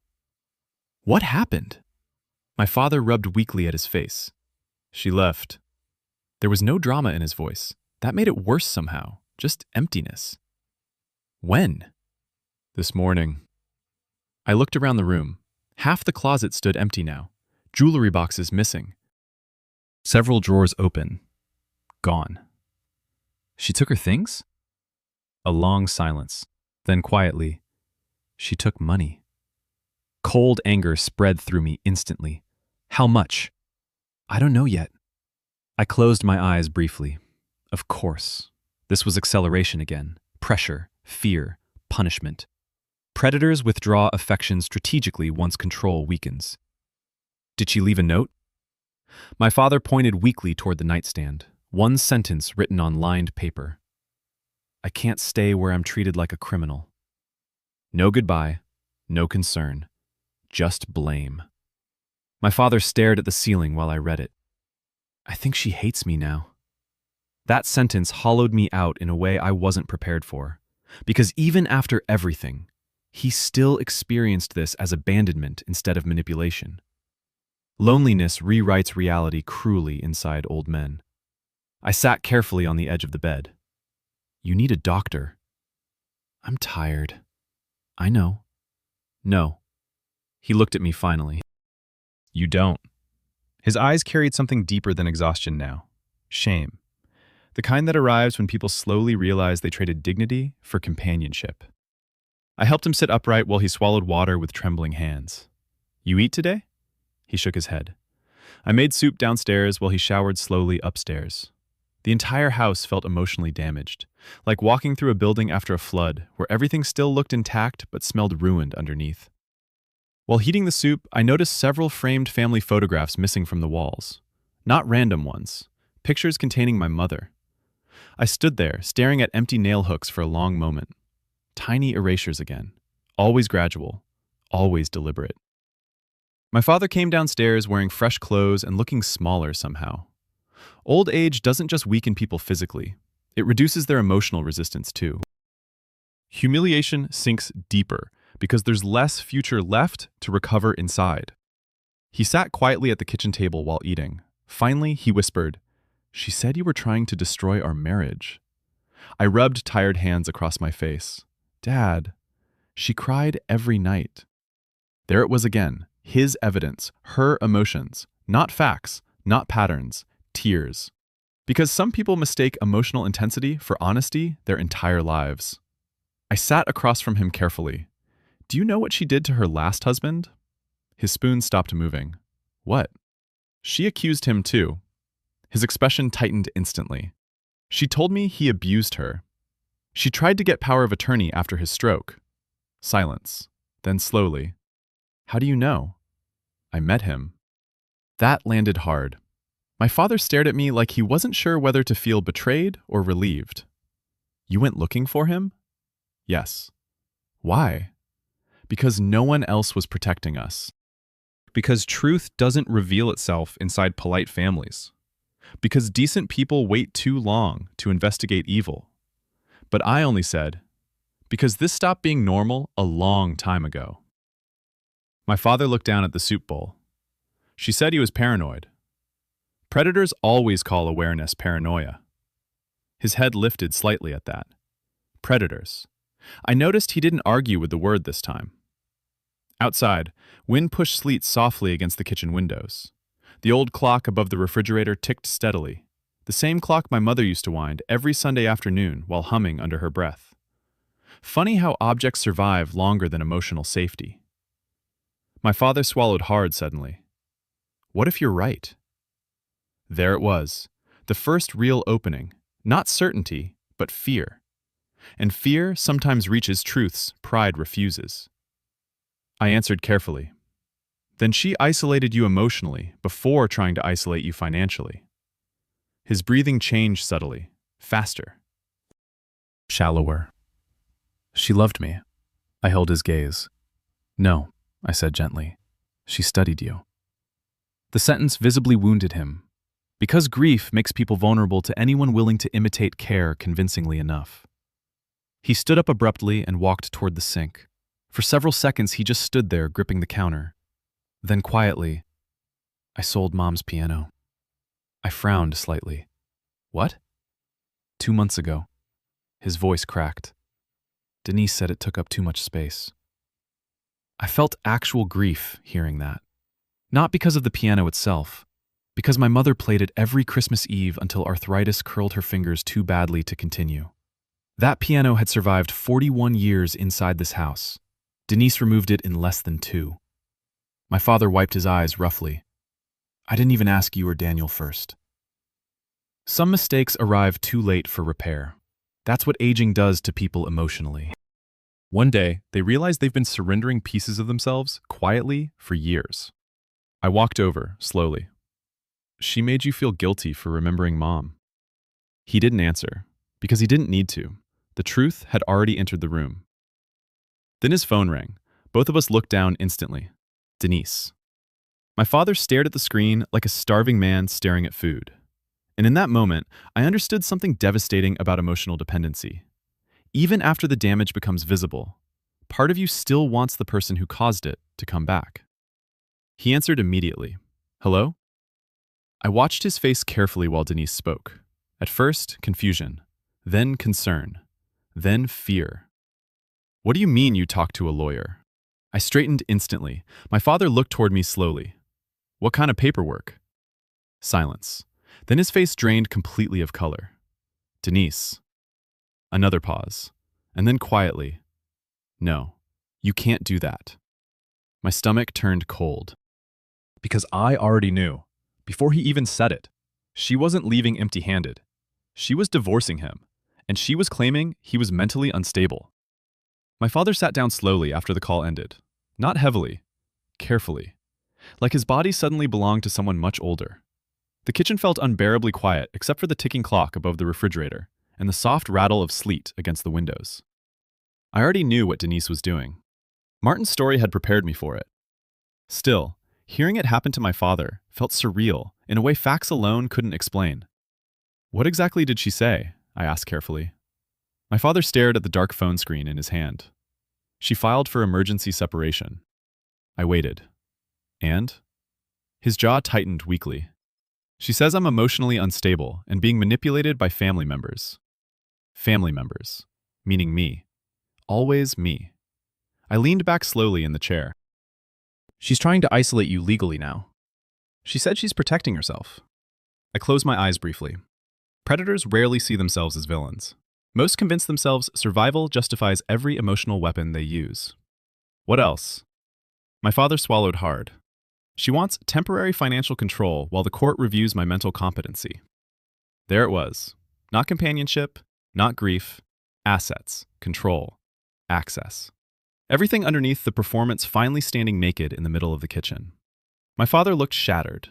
Not angry, that would have been healthier. Just broken. I think she planned this, he whispered. The sentence hurt because of how late it arrived. Some realizations come only after the damage becomes irreversible. I sat quietly for a moment before speaking. You need your own lawyer tonight. I'm tired. I know. No. His eyes filled slowly. I mean tired of feeling stupid. That sentence stayed with me. Because aging men rarely fear weakness itself. They fear humiliation. The realization that someone studied their loneliness closely enough to weaponize it. I reached across the table and took the phone gently from his hands. We're handling this now. For the first time in months, he didn't resist me. That mattered more than either of us said aloud. I called Margaret immediately. She answered despite the late hour. Once I explained the situation, her tone sharpened instantly. She moved faster than I expected. So Martin was right. Yes. Margaret asked several quick questions about my father's condition, medications, and finances. Then, do not let him sign anything. My father looked up sharply at that. He wouldn't. She'll push for confusion, Margaret interrupted calmly. Urgency, emotional pressure. A brief pause. People attempting financial coercion often escalate once separation begins. My father stared at the table. Financial coercion. Hearing professional language attached to his marriage seemed to wound him in a new way, like reality becoming official. Margaret arranged to meet us first thing the next morning. After hanging up, I started gathering paperwork from my father's office downstairs. Bank statements, retirement accounts, property records, insurance documents. The deeper I looked, the colder I became. Denise had already transferred large amounts between accounts over the past year. Not enough to trigger alarm immediately, just enough to normalize movement. Pattern conditioning. There were also consultations with 2 estate attorneys neither Daniel nor I knew existed. I sat in my father's office, surrounded by papers, while something painful settled inside me. He hadn't just been manipulated emotionally, he'd been managed, like a long-term investment. My father appeared quietly in the doorway sometime after midnight. I didn't tell you boys about the attorneys. I know. She said families become greedy after funerals. I looked up at him. And you believed that? He gave a tired shrug. I didn't want conflict. That sentence explained almost his entire life. My father spent decades confusing peace with avoidance. A lot of men from his generation did. They believed silence prevented damage, when really, it often protected the person causing it. He lowered himself carefully into the chair opposite mine. When your mother got sick, his voice drifted slightly. I thought if I lost her, I'd die right after. I stayed quiet, because grief stories require room. But I didn't die. His eyes looked distant now. That was the worst surprise. The room felt smaller suddenly, more honest. He rubbed his palms together slowly. You know what nobody tells old men? I waited. The house doesn't just get quiet. He swallowed hard. You stop existing to people. That landed painfully, because part of it was true. Widowers become socially invisible faster than widows. People check on them briefly, then return to their own lives, assuming survival means recovery. My father stared toward the hallway, where my mother's photographs used to hang. She laughed at my stories. I closed the folder in front of me carefully. No, I said gently. She mirrored you. His eyes shifted toward me. That's not the same thing. No, I admitted, it isn't. He looked down at his hands. I think I knew. What? Parts of this. His voice sounded ashamed now. Not all of it, but enough. That confession didn't surprise me. People sense manipulation long before admitting it consciously. They just negotiate with themselves emotionally until dependency outweighs self-respect. I ignored things, he continued quietly, because starting over at my age felt impossible. There it was, the real prison. Not love. Fear of dying alone. Outside, wind groaned softly through tree branches. My father suddenly looked around the office like he was seeing it properly for the first time in years. The old fishing rods, my mother's ceramic owl collection, stacks of unpaid magazines. His wedding photograph from 1978 still tucked behind tax folders because Denise hated seeing it displayed. She moved everything slowly, he whispered. I nodded once. Predators understand gradual change better than dramatic change. He flinched slightly at the word predators again, but he still didn't argue with it. Around 1:30 in the morning, my phone buzzed. Unknown number. I almost ignored it. Then another message arrived immediately after. You should have stayed out of this. Denise. Of course. I showed my father the screen silently. His face collapsed inward slightly. Not shock anymore, recognition. I typed nothing back. A third message arrived. He'll hate you when this is over. Then, you're destroying what little time he has left. My father covered his eyes briefly, and I finally understood the real cruelty of manipulative people. They make protection feel like abuse. I blocked the number. Then another message appeared from a different one. I know where your daughters go to school. The room went completely cold. My father looked up instantly. What did she say? I showed him. His face drained of color so fast it frightened me. No. That single word carried genuine terror now. Finally. Not fear of loneliness. Fear of her.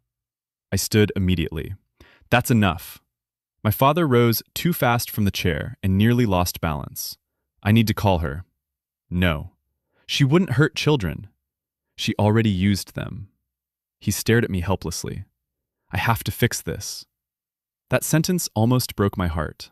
Because old fathers still believe enough effort can repair people determined to exploit them. I stepped closer, carefully. You can't negotiate with someone who benefits from your confusion. His breathing sounded ragged now. What if she ruins you? I thought about the police cruiser, the school complaint, my daughters standing nervous behind the front window, the constant exhaustion of defending my own name. Then I answered honestly. She already tried. Silence filled the office. Heavy. Final. My father sat back down slowly. For several minutes, neither of us spoke. Then, quietly, she told me once that you resented me. I frowned. For what? For needing you. That sentence lingered painfully between us. Because manipulative people don't invent wounds from nothing. They exaggerate existing emotional fractures until family members stop trusting each other's love. I sat beside him instead of across from him now. When Mom died, I said carefully, I wasn't angry you needed help. He stared ahead silently. I was angry you stopped believing you deserved honest love. His eyes filled slowly. Not dramatic tears, just exhaustion leaking out through old cracks. And suddenly, he looked exactly like the man who taught me to ride a bicycle 40 years earlier. Not weak, just human. The kitchen clock struck 2 in the morning softly through the hallway. My father wiped his face roughly. Then he asked the question that told me everything had finally changed. What happens if she comes back? I looked at him for a long moment before answering. Then this time, I said quietly, you don't open the door. My father didn't sleep that night. I knew because neither did I. Around 3 in the morning, I found him sitting alone in the dark living room, staring at the empty corner where my mother's piano used to stand. The house looked haunted without it. Not dramatically haunted. Worse. Ordinarily haunted. Like something warm had slowly been removed, piece by piece, until only structure remained. He didn't notice me at first. The television was off, no lamps on, just pale moonlight leaking through the curtains and outlining the shape of an old man finally running out of places to hide emotionally. She used to play after arguments, he said quietly. I sat down in the recliner opposite him. Mom? He nodded. Never during them. His eyes stayed fixed ahead. After. That sounded exactly like my mother. Soft-spoken, patient, the kind of woman who repaired emotional damage indirectly because direct confrontation exhausted her. My father rubbed his wedding ring slowly. She thought music could change the mood inside a room. I looked toward the empty space again. What happened to the piano? He swallowed hard. Denise said it made the house feel old. That sentence carried more violence than yelling ever could. Predators rarely destroy history openly. They erase emotional anchors quietly until memory itself feels inconvenient. I let her sell it, he whispered. The shame in his voice felt heavier than grief. I leaned forward slightly. You were lonely. No, he shook his head immediately. I was selfish. That surprised me, because self-awareness had finally entered the room fully now. He continued staring into the darkness. I wanted someone to tell me I still mattered. There it was, the sentence underneath everything. Not sex, not romance, relevance. Aging frightens people because eventually usefulness disappears faster than identity can adapt. And Denise had understood that from the beginning. She made me feel chosen, he admitted quietly. I closed my eyes briefly, because predators often succeed by offering emotionally starving people the illusion of being specially seen, not loved, selected. My father finally looked toward me. Did you ever hate me for remarrying? The honesty of the question hurt. Because children don't stop being children emotionally just because their hair turns gray. Part of me still saw him as permanent, stable, above needing reassurance. No, I said truthfully. I hated how fast you replaced Mom inside this house. He nodded slowly. I think I knew that too. Outside, snow had started falling lightly now, tiny white flakes drifting beneath the streetlights beyond the window. My father watched them quietly. When your mother was dying, his voice tightened slightly. She grabbed my hand one night and told me not to become desperate. I looked up immediately. She said that? He nodded. At the time, I thought she meant emotionally. A bitter smile touched his face briefly. Turns out, she meant financially too. The sadness of that nearly hollowed me out, because somewhere deep down, my mother had already understood his vulnerability before either of us did. Around dawn, I drove home to shower before meeting Margaret. Claire met me in the kitchen, wearing one of my old sweatshirts. You look terrible. Feel worse. I told her about the threatening messages, the divorce filing, the competency claim. She listened silently while making coffee. Then finally, we need to tell the girls something. I know. Children sense fear eventually, no matter how carefully adults hide it. And silence creates imagination, which is often worse. That evening, Claire and I sat with Emma and Lucy at the dining table. The conversation felt impossible before it even started. How do you explain manipulation to children without stealing their innocence too early? Claire handled most of it. There's been some disagreement between Grandpa and Denise lately. Emma looked immediately worried. Are they getting divorced?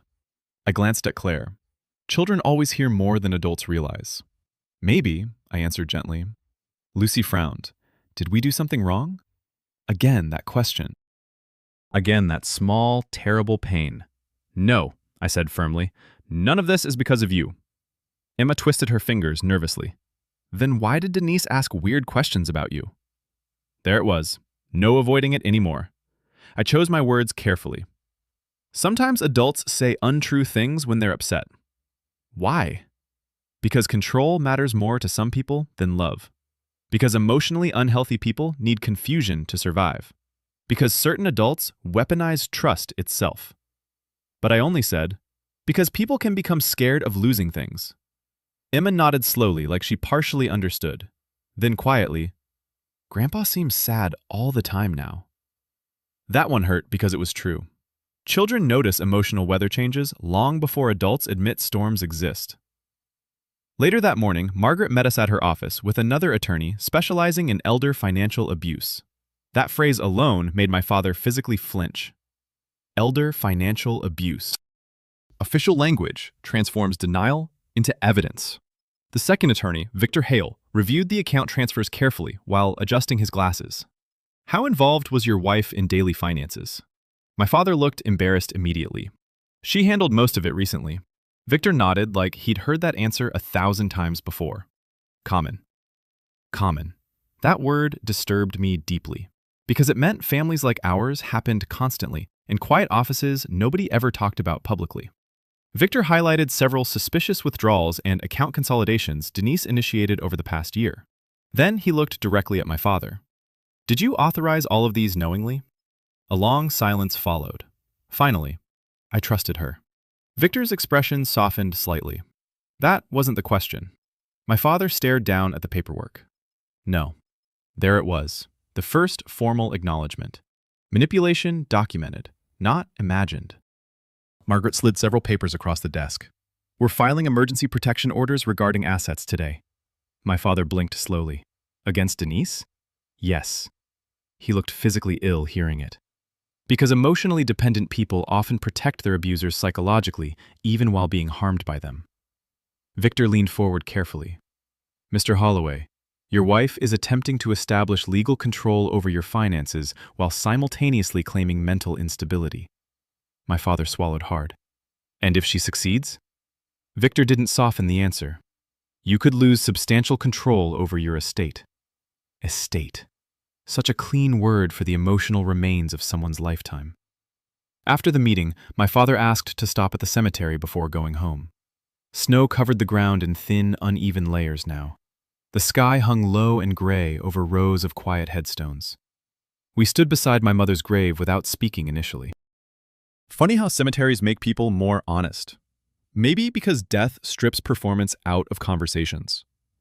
My father brushed Snow gently from her name. She would have hated this. Yes. He stared at the stone for a long time. Then quietly, I think part of me wanted Denise to erase your mother. I looked at him sharply. Not in anger, recognition. Because grief sometimes mutates into resentment against the dead for leaving you alone. She reminded me constantly that life was moving forward, he continued. And he shook his head slowly. I got tired of feeling abandoned by someone who didn't choose to leave. The honesty of that stunned me. He wiped his face roughly. That sounds terrible. No, I said softly. It sounds lonely. We stood there in silence while snow settled across our coats. Finally, my father whispered, I betrayed her. I knew he didn't just mean the marriage. He meant memory itself. The house, the piano, the photographs. Everything Denise convinced him to replace in exchange for temporary, emotional warmth. I looked down at my mother's grave marker, half covered in snow. Then something caught my attention immediately. Fresh flowers. Not from us. A small white bouquet sitting beside the stone. My father frowned. I didn't put those there. Neither did I. Attached to the bouquet was a folded note sealed inside clear plastic against the snow. I picked it up slowly, then froze, because the handwriting belonged to Denise. My father noticed instantly. What does it say? I unfolded the paper carefully, only one sentence. She warned you about me once. The cold seemed to deepen around us instantly, not because of the threat itself, because of what it implied. My mother had known Denise before any of us did. For several seconds, neither of us moved. Snow drifted softly across the cemetery while the note trembled slightly between my fingers. She warned you about me once. My father looked genuinely confused. What does that mean? I stared at the handwriting again. Sharp loops, aggressive pressure against the paper, deliberate. Everything about Denise was deliberate. You knew Denise before Mom died? I asked quietly. My father's expression tightened immediately. No. Not defensive, afraid. That mattered. You hesitated. He looked away toward the rows of headstones stretching across the hill. Then, after a long silence, she came into the garage once. The cold suddenly felt sharper. When? A few months before your mother passed. I waited carefully. My father rubbed his gloved hands together slowly. She said her car was making noise. And? She started coming by sometimes after that. The cemetery seemed to go silent around us. No wind, no distant traffic. Just my father finally pulling old truths out of places he'd buried them. She worked near the garage back then, he continued quietly. Dental office across town. I stared at him. You never told us. It wasn't important. But even he didn't sound convinced anymore. What happened between you? His jaw tightened. Nothing. That answer came too fast. Not entirely a lie, but incomplete. And incomplete truths destroy families almost as effectively as lies do. My father looked down at my mother's grave again. She flirted sometimes. There it was. Not new behavior, rehearsal. My stomach turned slowly. When Mom was sick? He closed his eyes briefly. Yes. The sadness of that almost outweighed my anger. Because grief doesn't begin at funerals. It starts during illness, during fear, during long nights where people slowly become emotionally vulnerable before they realize it. She told me I seem lonely, he whispered. Predators always identify emotional shortages first. I looked at the flowers again. She knew Mom would recognize her name. My father swallowed hard. She met your mother once, at the garage. There it was, the real meaning of the note. My mother had seen Denise years earlier, understood something, maybe not fully, but enough to remember her. A horrifying thought entered my mind suddenly. Did Mom say anything about her afterward? My father hesitated too long. Then quietly, she asked me not to let that woman around the family. The words hit like ice water. I stared at him in disbelief. She actually said that? He nodded once. And you still married her? Shame spread visibly across his face. At the time, I thought she was jealous. Jealous. My mother dying of cancer while another woman circled her exhausted husband, and he interpreted concern as jealousy. Human beings can rationalize almost anything once loneliness enters the equation. I folded the note carefully and slipped it into my coat pocket. Why didn't you tell me any of this earlier? My father looked years older, standing there in the snow. Because once I realized your mother was right, his voice cracked softly. I couldn't forgive myself. That honesty hollowed me out more than anger could have. Because guilt ages people faster than time. We drove back to his house mostly in silence. Halfway there, my father finally spoke again. She wasn't wrong about one thing. What? You do resent me. I kept my eyes on the road. No. Yes, he nodded faintly. Not for remarrying, for being weak. The word hung heavily between us. Weak. I thought about everything he'd carried through his life. Double shifts, medical debt, my mother's treatments, years of quietly fixing everyone else's problems. No, weak wasn't accurate, just emotionally starving. I resent, I said carefully, that you trusted someone who kept trying to erase us. My father looked out the passenger window. She made me feel young again. That sentence explained more than either of us wanted it to. People don't just mourn youth physically. They mourn relevance, desire, the illusion that life still contains unfinished chapters. Denise hadn't sold my father love. She sold him continuity. When we arrived back at the house, another surprise waited. Daniel's truck sat in the driveway. My brother stood near the porch smoking, despite having quit years earlier. That alone told me things were bad. He crushed the cigarette immediately when we got out. She filed a police report. My entire body tightened. Against who? You. Of course. Escalation again. Always escalation. What now? Daniel looked pale beneath the winter light. She claims you've been harassing both of them emotionally for months. My father closed his eyes briefly. No. She also claims Ethan manipulated you financially after your mental health declined. I almost laughed at the absurdity. Not because it was funny, because manipulation becomes surreal once lies grow large enough. Daniel handed me printed copies from inside an envelope. She sent them to Dad's email, too. I scanned the report quickly.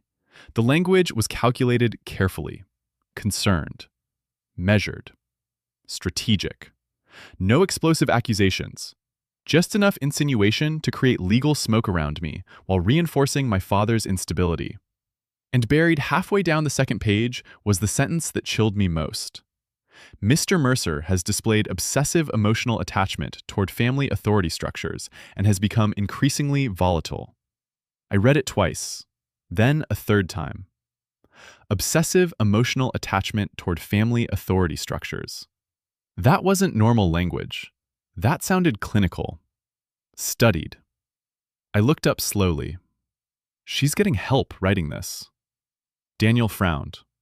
What do you mean? The therapist. Both brothers stared at me. I explained what Martin told me at the diner. The widowers, the manipulation, the psychological profiling. My father sat down heavily on the porch steps halfway through the explanation. He looked physically ill by the end. I brought her into our lives. Nobody answered immediately, because yes, he had. But shame already covered him heavily enough. Daniel finally broke the silence. What do we do now? I looked at my father, then at the house behind him. The house our mother decorated for Christmas every year. The house Denise almost turned into her retirement plan. And for the first time since this began, I stopped thinking defensively. Predators rely on reaction, confusion, exhaustion. What they fear most is exposure. We stopped treating this like family drama, I said quietly. Daniel frowned. What is it then? A pattern. My father looked up slowly. I continued carefully.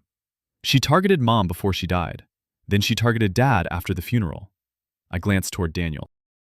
Then me. Daniel's expression darkened immediately. You think she planned all of this from the start? No, I shook my head. I think she adapts opportunistically. The difference mattered, because calculated people remain flexible. They don't follow one rigid plan. They study emotional weaknesses and move accordingly. My father stared toward the front yard blankly. She used to ask strange questions about your mother. I turned toward him immediately. What kind of questions? Her medications, how much pain she was in, whether she knew what was happening around her near the end. Cold realization spread through me slowly. Not because Denise harmed my mother physically. There was no evidence of that. But because she'd been evaluating timelines, openings, transitions. My father covered his face with trembling hands. Jesus Christ. Daniel sat beside him quietly. None of us spoke for nearly a minute. Then my father whispered something that changed the emotional shape of everything. "She kissed me the day your mother died." I stared at him. What? His voice sounded distant now. Nobody else was at the house yet. He swallowed hard. She came by with food. The snow around us suddenly felt unbearably cold. And she kissed you? He nodded weakly. I thought it meant I wasn't alone anymore. There are moments when human loneliness becomes almost unbearable to witness. Not because it's pathetic, because it's universal. People will overlook horrifying things to avoid emotional emptiness. Daniel looked devastated beside him. When were you going to tell us any of this? I don't know. My father wiped his eyes roughly. Maybe never. That honesty hurt because it was probably true. Families don't collapse only from betrayal. They collapse from the years people spend protecting secrets that slowly rot everything underneath. My phone buzzed suddenly in my pocket. Another unknown number. One photograph attached. No text. I opened it slowly, then felt every muscle in my body tighten instantly. It was a picture of my daughters walking into school that morning, taken from across the street. Daniel saw my face change immediately. What? I turned the phone toward him. His expression hardened instantly. What the hell? My father stood up too fast from the porch. Show me. I hesitated, then handed him the phone. The moment he saw the picture, something finally broke inside him completely.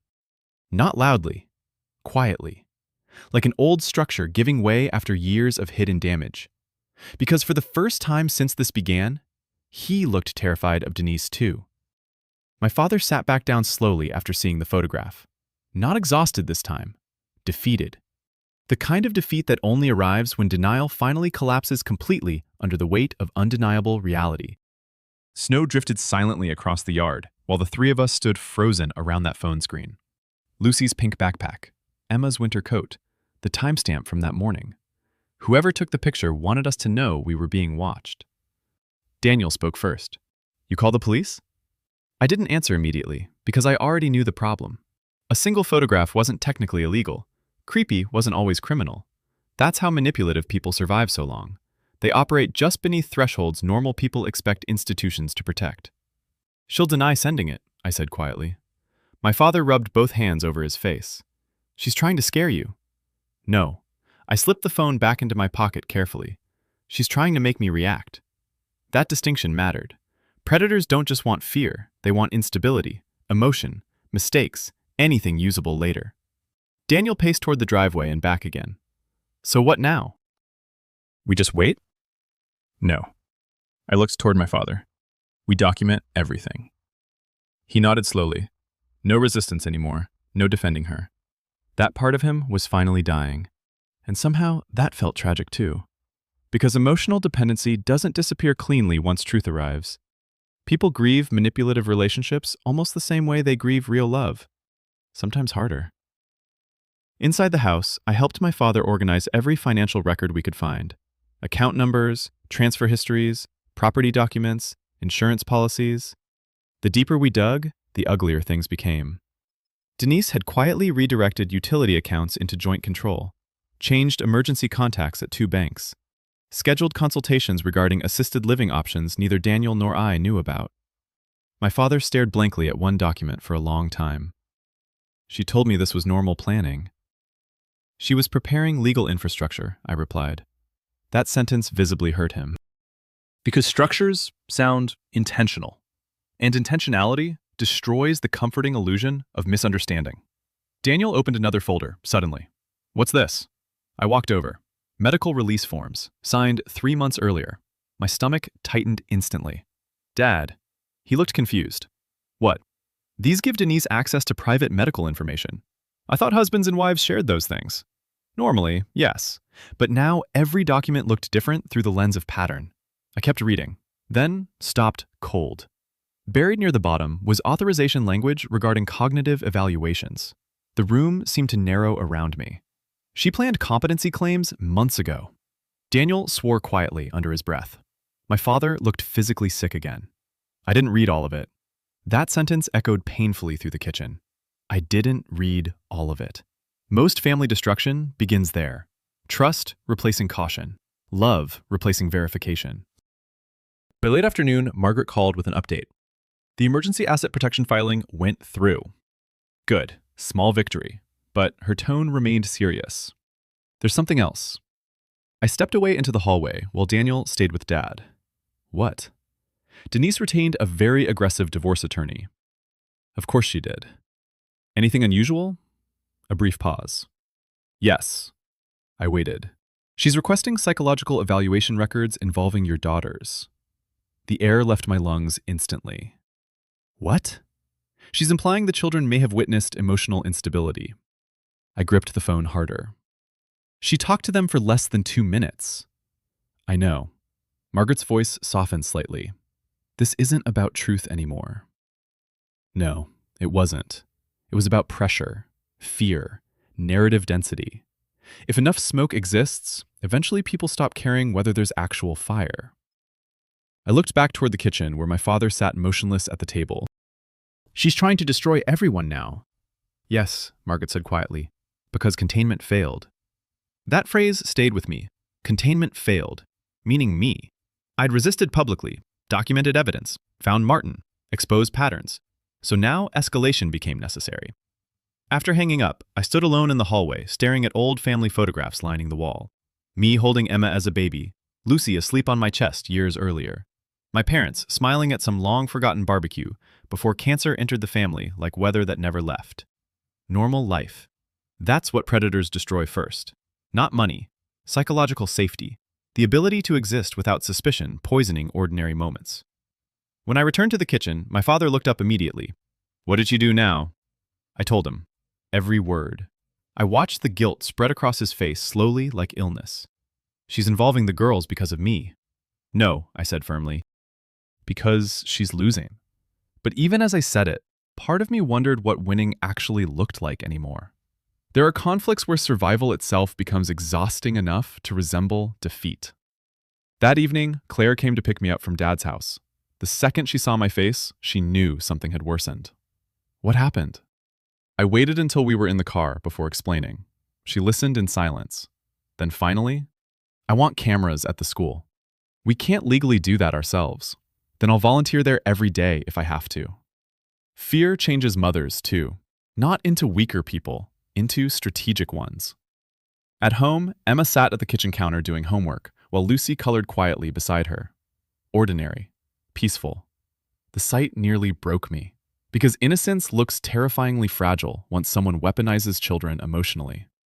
Emma looked up as I entered. Did Grandpa feel better? I forced a small smile. A little. That wasn't entirely a lie. Truth had finally entered his life. Painfully, but honestly. Lucy held up a drawing proudly. It showed our family standing beneath enormous yellow stars. No Denise, no tension. Just childhood simplicity still somehow surviving around us. I kissed the top of her head gently and silently promised myself something I'd never needed to promise before.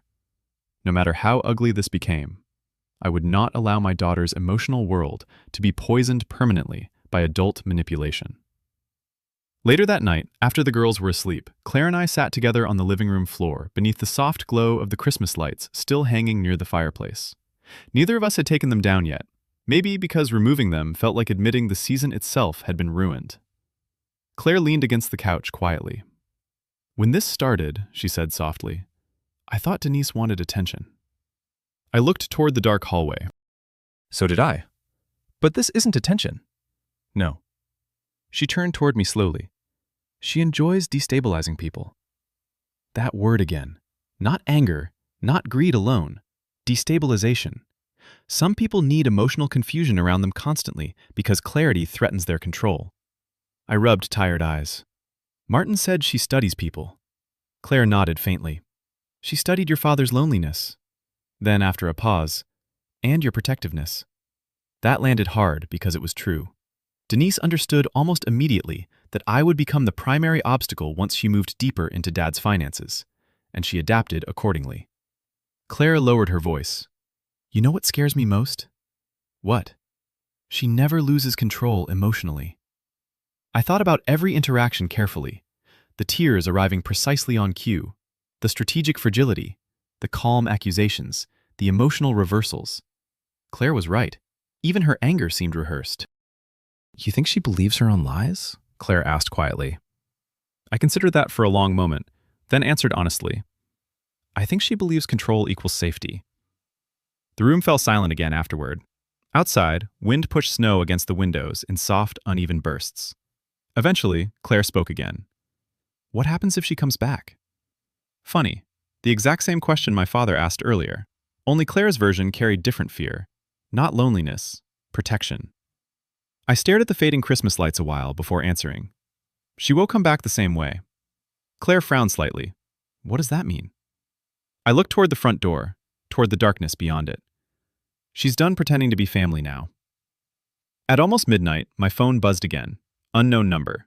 This time, it wasn't a photograph, just a voice message. I played it carefully. At first, there was only silence. Then Denise's voice, calm and almost amused. "You still haven't figured out what your father did, have you?" The message ended there, nothing else. Claire stared at me immediately. "What does that mean?" I didn't answer, because suddenly, for the first time since this nightmare began, I realized Denise might not be the only person hiding something. I replayed the message 3 more times after Claire went upstairs. Not because the words changed, because the tone didn't. No anger, no panic, just certainty. "You still haven't figured out what your father did, have you?" Manipulative people understand the power of incomplete information. A vague accusation forces the mind to investigate itself endlessly. And the worst part was, it worked. By 1 in the morning, I was sitting alone in the kitchen, mentally reconstructing the last 2 years from every possible angle. What had my father hidden? What could Denise possibly know that we didn't? Claire came downstairs again around 1:30 and found me staring at old family photographs spread across the table. "You're spiraling." "Maybe." She sat beside me quietly. "You think she's lying?" I looked down at the voice message on my phone. No. That answer disturbed both of us, because Denise lied strategically, which meant when she hinted instead of accusing directly, it usually served a purpose. Claire folded her arms. Then what are we missing? I thought about the cemetery note, my mother warning Dad about Denise years before the marriage, the secrecy around their early interactions, the guilt buried beneath his explanations. Then another thought entered my mind slowly. Not what Dad did to Denise, what Dad did to Mom. The possibility made me physically uncomfortable. Not betrayal exactly, something quieter, emotional, human, still painful. By sunrise, I had made a decision I hated. I drove to my mother's sister's house. Aunt Helen lived alone, 30 minutes outside town, in the same farmhouse she'd owned since the late 70s. The place smelled permanently of cinnamon and old books.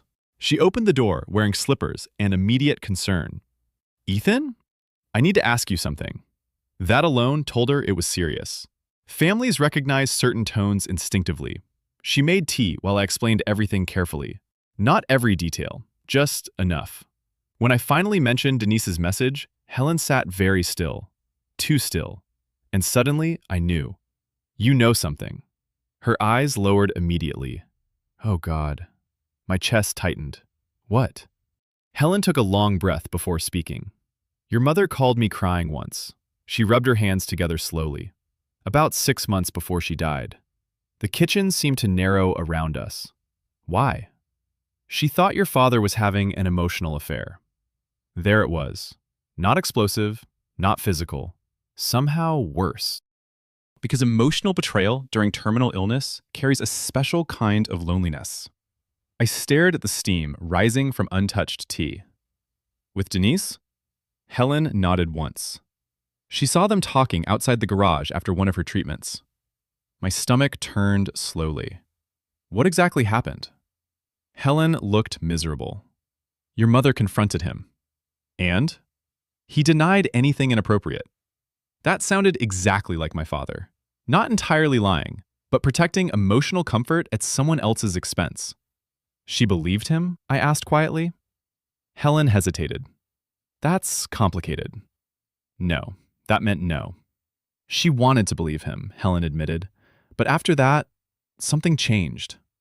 I felt cold hearing it, because suddenly several memories reorganized themselves painfully. Mom becoming quieter near the end. The emotional distance I blamed entirely on illness. Her insistence that Dad spend more time away from the hospital occasionally. Not selflessness, withdrawal. Helen looked toward the frosted kitchen window. She told me once that dying beside someone who already started emotionally leaving felt humiliating. That sentence hollowed me out completely. Not because my father intended cruelty, because weakness causes damage too. Sometimes more than malice does. I rubbed my face slowly. Did Dad love Denise before Mom died? Helen answered carefully. I think he loved being needed by her. The distinction mattered. A lot. Predators rarely begin by demanding betrayal. They create emotional dependency gradually until loyalty becomes negotiable. Helen reached across the table gently. Your father adored your mother. I know. And sick people push spouses away sometimes. I nodded faintly. Cancer had changed everything during those final months. Pain, medication, fear, exhaustion. Still, loneliness doesn't become harmless just because it's understandable. What did Mom say about Denise specifically? Helen's expression darkened slightly. She said Denise looked at your father like a woman measuring curtains in someone else's house. The imagery nearly made me flinch, because it felt horrifyingly accurate. I drove straight from Helen's farmhouse to my father's house. Not angry, something heavier, more complicated, because Denise was evil in ways my father wasn't. But now I understood something devastating. He opened the door emotionally before she ever crossed it physically. My father answered after the second knock. He looked exhausted, but calmer than yesterday somehow. Truth does that sometimes. Even painful truth reduces confusion. We need to talk. He saw my expression immediately. What happened? I saw Aunt Helen. Everything in his face changed instantly. Tiny shift, but unmistakable. Guilt recognizes itself faster than language does. He sat down slowly in the living room before I even asked. You know, not a question. I remained standing. Did you emotionally cheat on Mom while she was dying? The silence afterward felt endless. Then quietly, yes. Honesty at last. Too late, but honest. My father stared at the floor. We never slept together. I didn't ask that. His shoulders slumped further, because deep down, he already understood physical boundaries weren't the point anymore. She listened to me, he whispered. I almost laughed bitterly hearing that. Such a simple sentence, such catastrophic consequences. When Mom got sicker, his eyes filled slowly. Everything in the house revolved around disease. I stayed silent, not because I agreed, because grief deserves witness even when it's ugly. She stopped looking at me like a husband, he continued. I became a caretaker. His voice cracked softly, and I hated myself for resenting that. There it was, the shame beneath everything, not monstrous betrayal. Human weakness left unattended too long. I sat down opposite him carefully. Did Mom know? His answer came immediately. Yes. The room seemed to darken slightly around us. How much? I don't know. That was probably true. Dying people often recognize emotional shifts long before healthy people admit them aloud. My father rubbed trembling fingers against his forehead. She asked me once if I was already practicing life without her. Jesus Christ. I closed my eyes briefly, because certain sentences never leave a family once spoken. What did you say? I lied. At least he said it plainly now. No defensiveness, no excuses, just truth finally stripped bare. I told her she was imagining things. That hurt worse than the emotional affair itself somehow. Gaslighting the dying woman who shared 41 years of your life because admitting loneliness felt too shameful. My father looked utterly broken now. I didn't think it would go this far. No one ever does. And that was true. Families rarely collapse from one monstrous choice. They collapse from small, rationalized betrayals, accumulating silently over time. Outside, snow slid softly from the roof in heavy, wet sheets. My father stared toward the empty corner where the piano used to stand again. After she died, his voice weakened. Denise made me feel less guilty. There it was, the final piece. Not just companionship, emotional absolution. Denise didn't merely comfort his loneliness, she rewrote his shame. Predators understand this instinctively. They become whatever version of reality allows vulnerable people to keep living with themselves. She told me your mother pushed me away emotionally first, he admitted quietly. And you wanted to believe that? Yes. I nodded slowly. Because grief mixed with guilt creates perfect conditions for manipulation. My father suddenly looked terrified again. Do you hate me now? That question nearly broke me, because despite everything, he still sounded like my father. Not a villain, just an aging man who made selfish, emotional choices and accidentally invited catastrophe into our lives. I answered honestly.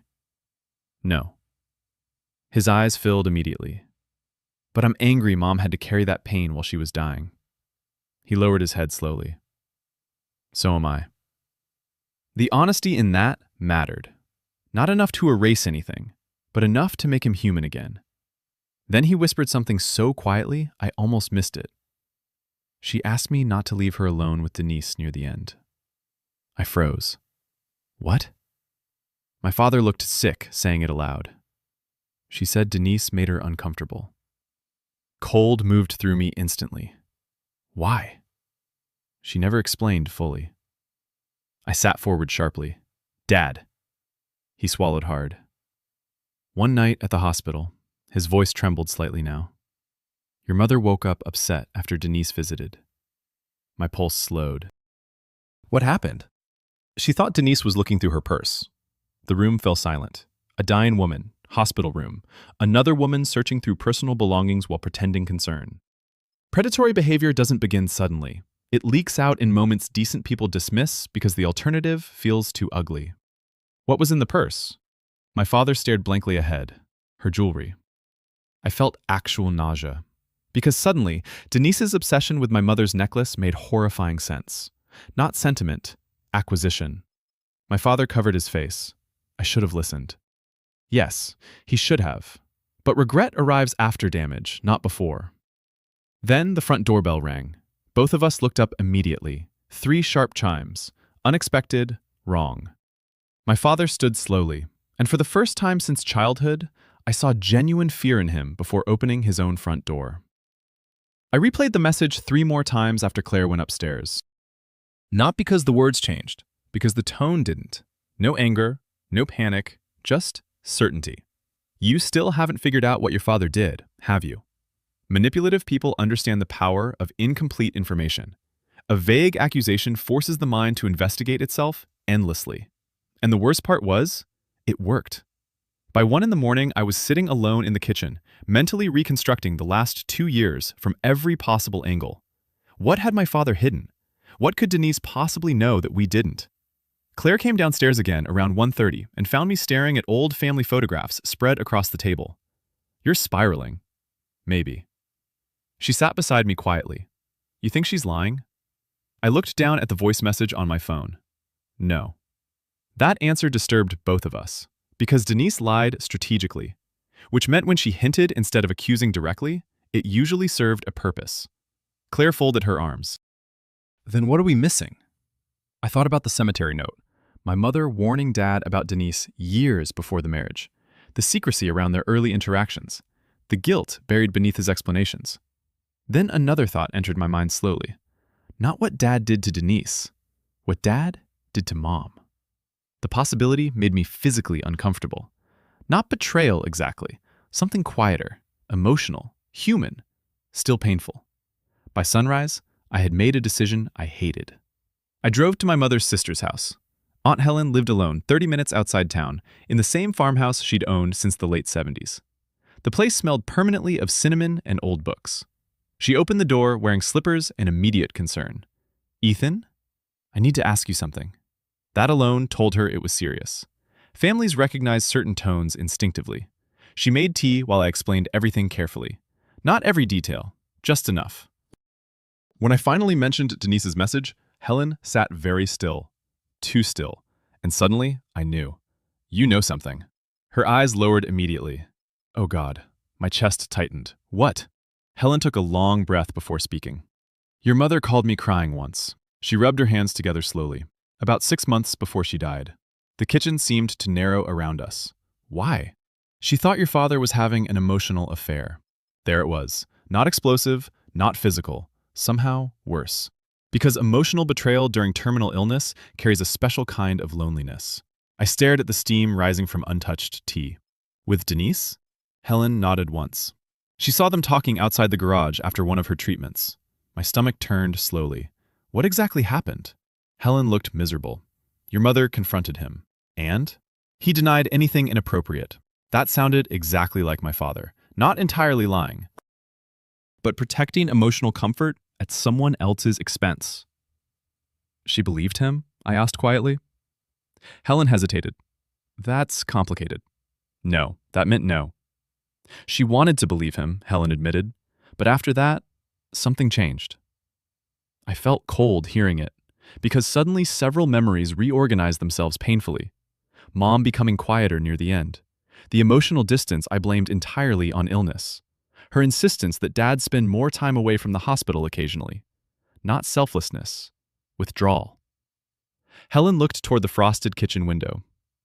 She told me once that dying beside someone who already started emotionally leaving felt humiliating. That sentence hollowed me out completely. Not because my father intended cruelty, because weakness causes damage too. Sometimes more than malice does. I rubbed my face slowly. Did Dad love Denise before Mom died? Helen answered carefully. I think he loved being needed by her. The distinction mattered. A lot. Predators rarely begin by demanding betrayal. They create emotional dependency gradually, until loyalty becomes negotiable. Helen reached across the table gently. Your father adored your mother. I know.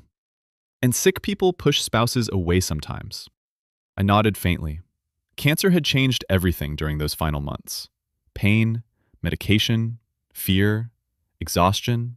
Still, loneliness doesn't become harmless just because it's understandable.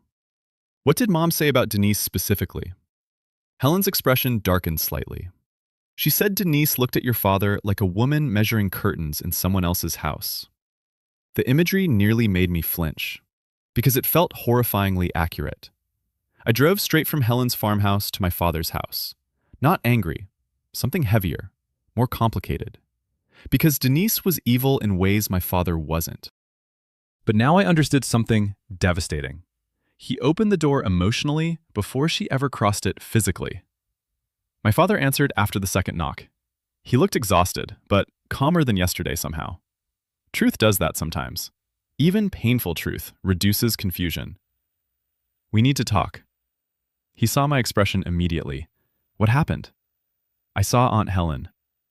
Everything in his face changed instantly. Tiny shift, but unmistakable. Guilt recognizes itself faster than language does. He sat down slowly in the living room before I even asked. You know. Not a question.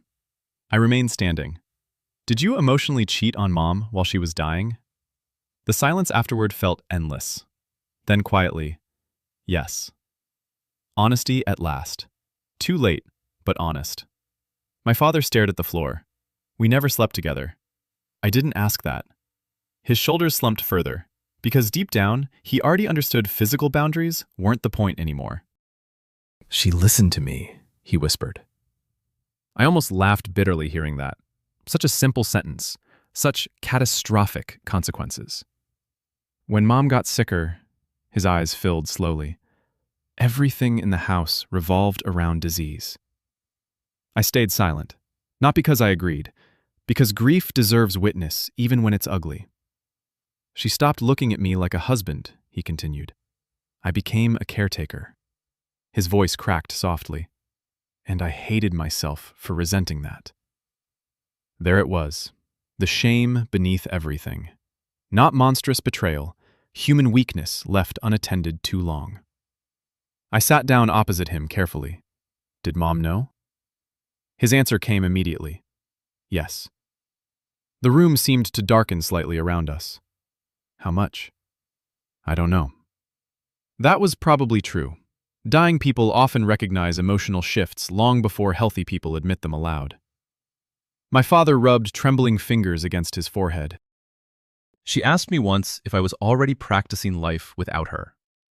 Jesus Christ, I closed my eyes briefly, because certain sentences never leave a family once spoken. What did you say? I lied. At least he said it plainly now. No defensiveness, no excuses. Just truth, finally stripped bare. I told her she was imagining things. That hurt worse than the emotional affair itself somehow. Gaslighting the dying woman who shared 41 years of your life because admitting loneliness felt too shameful. My father looked utterly broken now. I didn't think it would go this far. No one ever does. And that was true. Families rarely collapse from one monstrous choice. They collapse from small, rationalized betrayals accumulating silently over time. Outside, snow slid softly from the roof in heavy, wet sheets. My father stared toward the empty corner where the piano used to stand again. After she died, his voice weakened. Denise made me feel less guilty. There it was, the final piece, not just companionship, emotional absolution. Denise didn't merely comfort his loneliness, she rewrote his shame. Predators understand this instinctively. They become whatever version of reality allows vulnerable people to keep living with themselves. She told me your mother pushed me away emotionally first, he admitted quietly. And you wanted to believe that? Yes. I nodded slowly, because grief mixed with guilt creates perfect conditions for manipulation. My father suddenly looked terrified again. Do you hate me now? That question nearly broke me, because despite everything, he still sounded like my father. Not a villain, just an aging man who made selfish emotional choices and accidentally invited catastrophe into our lives. I answered honestly, no. His eyes filled immediately, but I'm angry Mom had to carry that pain while she was dying. He lowered his head slowly. So am I. The honesty in that mattered. Not enough to erase anything, but enough to make him human again. Then he whispered something so quietly I almost missed it. She asked me not to leave her alone with Denise near the end. I froze. What? My father looked sick, saying it aloud. She said Denise made her uncomfortable. Cold moved through me instantly. Why? She never explained fully. I sat forward sharply. Dad. He swallowed hard. One night at the hospital, his voice trembled slightly now. Your mother woke up upset after Denise visited. My pulse slowed. What happened? She thought Denise was looking through her purse. The room fell silent. A dying woman, hospital room. Another woman searching through personal belongings while pretending concern. Predatory behavior doesn't begin suddenly. It leaks out in moments decent people dismiss because the alternative feels too ugly. What was in the purse? My father stared blankly ahead. Her jewelry. I felt actual nausea, because suddenly Denise's obsession with my mother's necklace made horrifying sense. Not sentiment, acquisition. My father covered his face. I should have listened. Yes, he should have. But regret arrives after damage, not before. Then the front doorbell rang. Both of us looked up immediately. 3 sharp chimes. Unexpected. Wrong. My father stood slowly, and for the first time since childhood, I saw genuine fear in him before opening his own front door. Current total word count, 17,430. Estimated runtime, 2 hours, 14 minutes. A really good ending. Part 14. Neither of us moved toward the door immediately. The bell rang again. 3 calm chimes. Not impatient, confident. My father looked at me with the kind of fear old men rarely admit out loud. I don't want her inside. That sentence mattered more than he understood, because finally, he was protecting the house instead of protecting the illusion. I walked to the front window carefully and pulled the curtain aside just enough to see. Not Denise, a courier. Thin man in a dark jacket holding a large envelope against the snow. I opened the door halfway. Delivery for Robert Holloway? My father signed silently from behind me. The courier left without another word. No return address, just legal stamps across the front. My father stared at the envelope like it might explode. "Open it," he whispered. Inside were copies of Denise's formal filings: divorce petition, financial demands, mental competency concerns, temporary access requests, and attached to the back, photographs. Dozens. My father and Denise together over the past 2 years. Restaurants, hotels, trips he never mentioned, private moments carefully documented. Not memories, evidence. Every photograph carried handwritten dates in Denise's sharp, looping handwriting, like records, like insurance. Then one final photograph slid free from the stack. My mother, taken through a hospital doorway, weak, sleeping. And beside her bed stood Denise, watching her. Not smiling, not comforting, just watching. The room turned cold around us. My father sat down so suddenly the recliner groaned beneath him. Oh God. I picked up the photograph carefully. There was something unbearable about it. Not because of what Denise was doing, because of how alone my mother looked. My father's breathing grew uneven. She took this? Yes. He covered his mouth with trembling fingers. I brought her there. Regret changes old men physically. You can actually watch the weight settle into their posture once denial finally leaves. I sat beside him quietly. For a long time, neither of us spoke. Then my father whispered, "Your mother knew." Not a question anymore. Truth, final and undeniable. Outside, evening snow drifted across the yard beneath the porch light. The whole world looked muted, softened, like winter itself was trying to cover what families do to each other. My father stared at the photograph again. She died thinking I replaced her before she was even gone. The grief in his voice nearly hollowed me out. Because some mistakes survive longer than the people harmed by them. I looked around the living room slowly. The missing piano, the replaced photographs, the emotional wreckage disguised for years as moving on. "No," I said quietly. "She died knowing she loved you anyway." He broke then. Not loudly, no dramatic collapse. Just an old widower finally crying the way men from his generation never allow themselves to cry until everything is already ruined. And for the first time since this nightmare began, I stopped seeing only the damage he caused.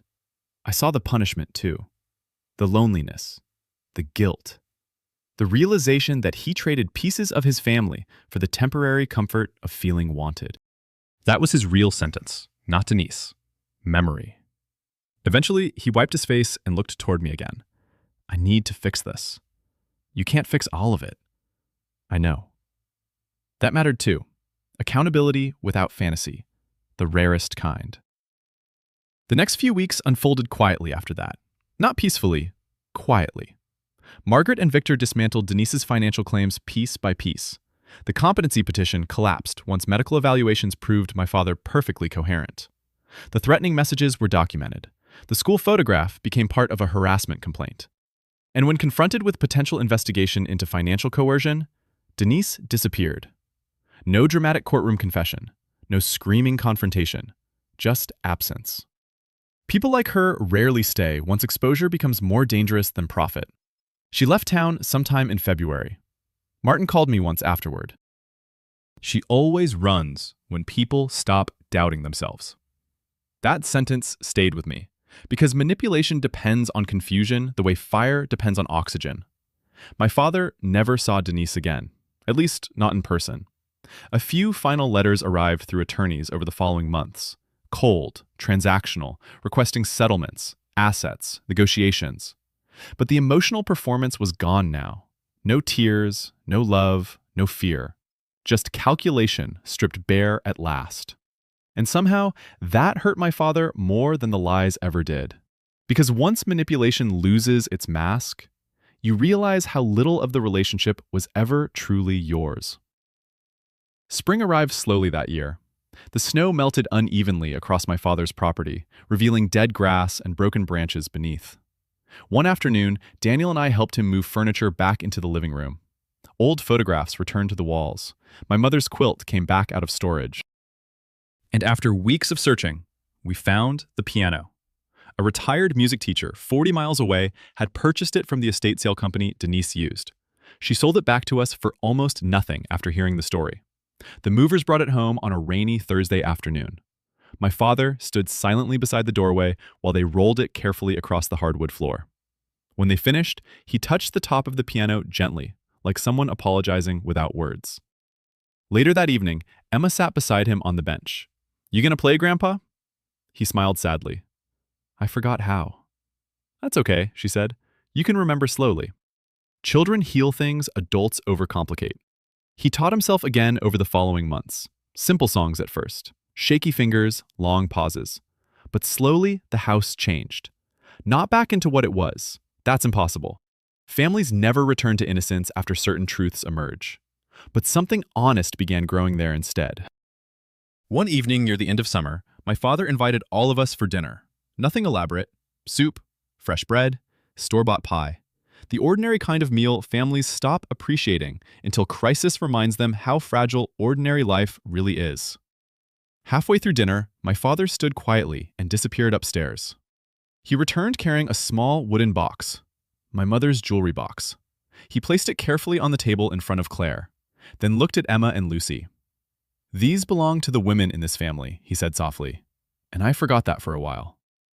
Inside rested my mother's necklace, the same one Denise wore in those photographs. Only now it looked different somehow. Heavier. Not cursed. Remembered. Claire's eyes filled immediately. Lucy reached toward the necklace carefully. "It's pretty." "Yes," my father whispered. "Your grandmother was too." Nobody spoke for a while after that. Rain tapped gently against the kitchen windows while the old clock above the refrigerator ticked steadily through the silence. Then my father looked toward me. I spent a long time believing loneliness was the worst thing that could happen to a man. I held his gaze quietly. But loneliness isn't what destroys families. He glanced toward the piano in the next room. Shame does. No one argued, because by then, we all understood. The shame of aging. The shame of needing comfort. The shame of emotional weakness. The shame of pretending betrayal becomes harmless if nobody names it aloud. My father died 2 years later. Not dramatically, just quietly in his sleep one October night after spending the evening teaching Lucy how to play an old hymn on the piano. When we cleaned out the house afterward, I found something tucked inside the piano bench beneath faded sheet music. A handwritten note in my father's uneven handwriting. Only one sentence. "I loved your mother most when she knew the worst parts of me and stayed anyway." I sat alone in the empty living room holding that note while evening light stretched across the hardwood floors. The house felt peaceful again. Not untouched, not innocent, but honest. And honesty, I realized then, is sometimes the closest thing broken families ever get to redemption.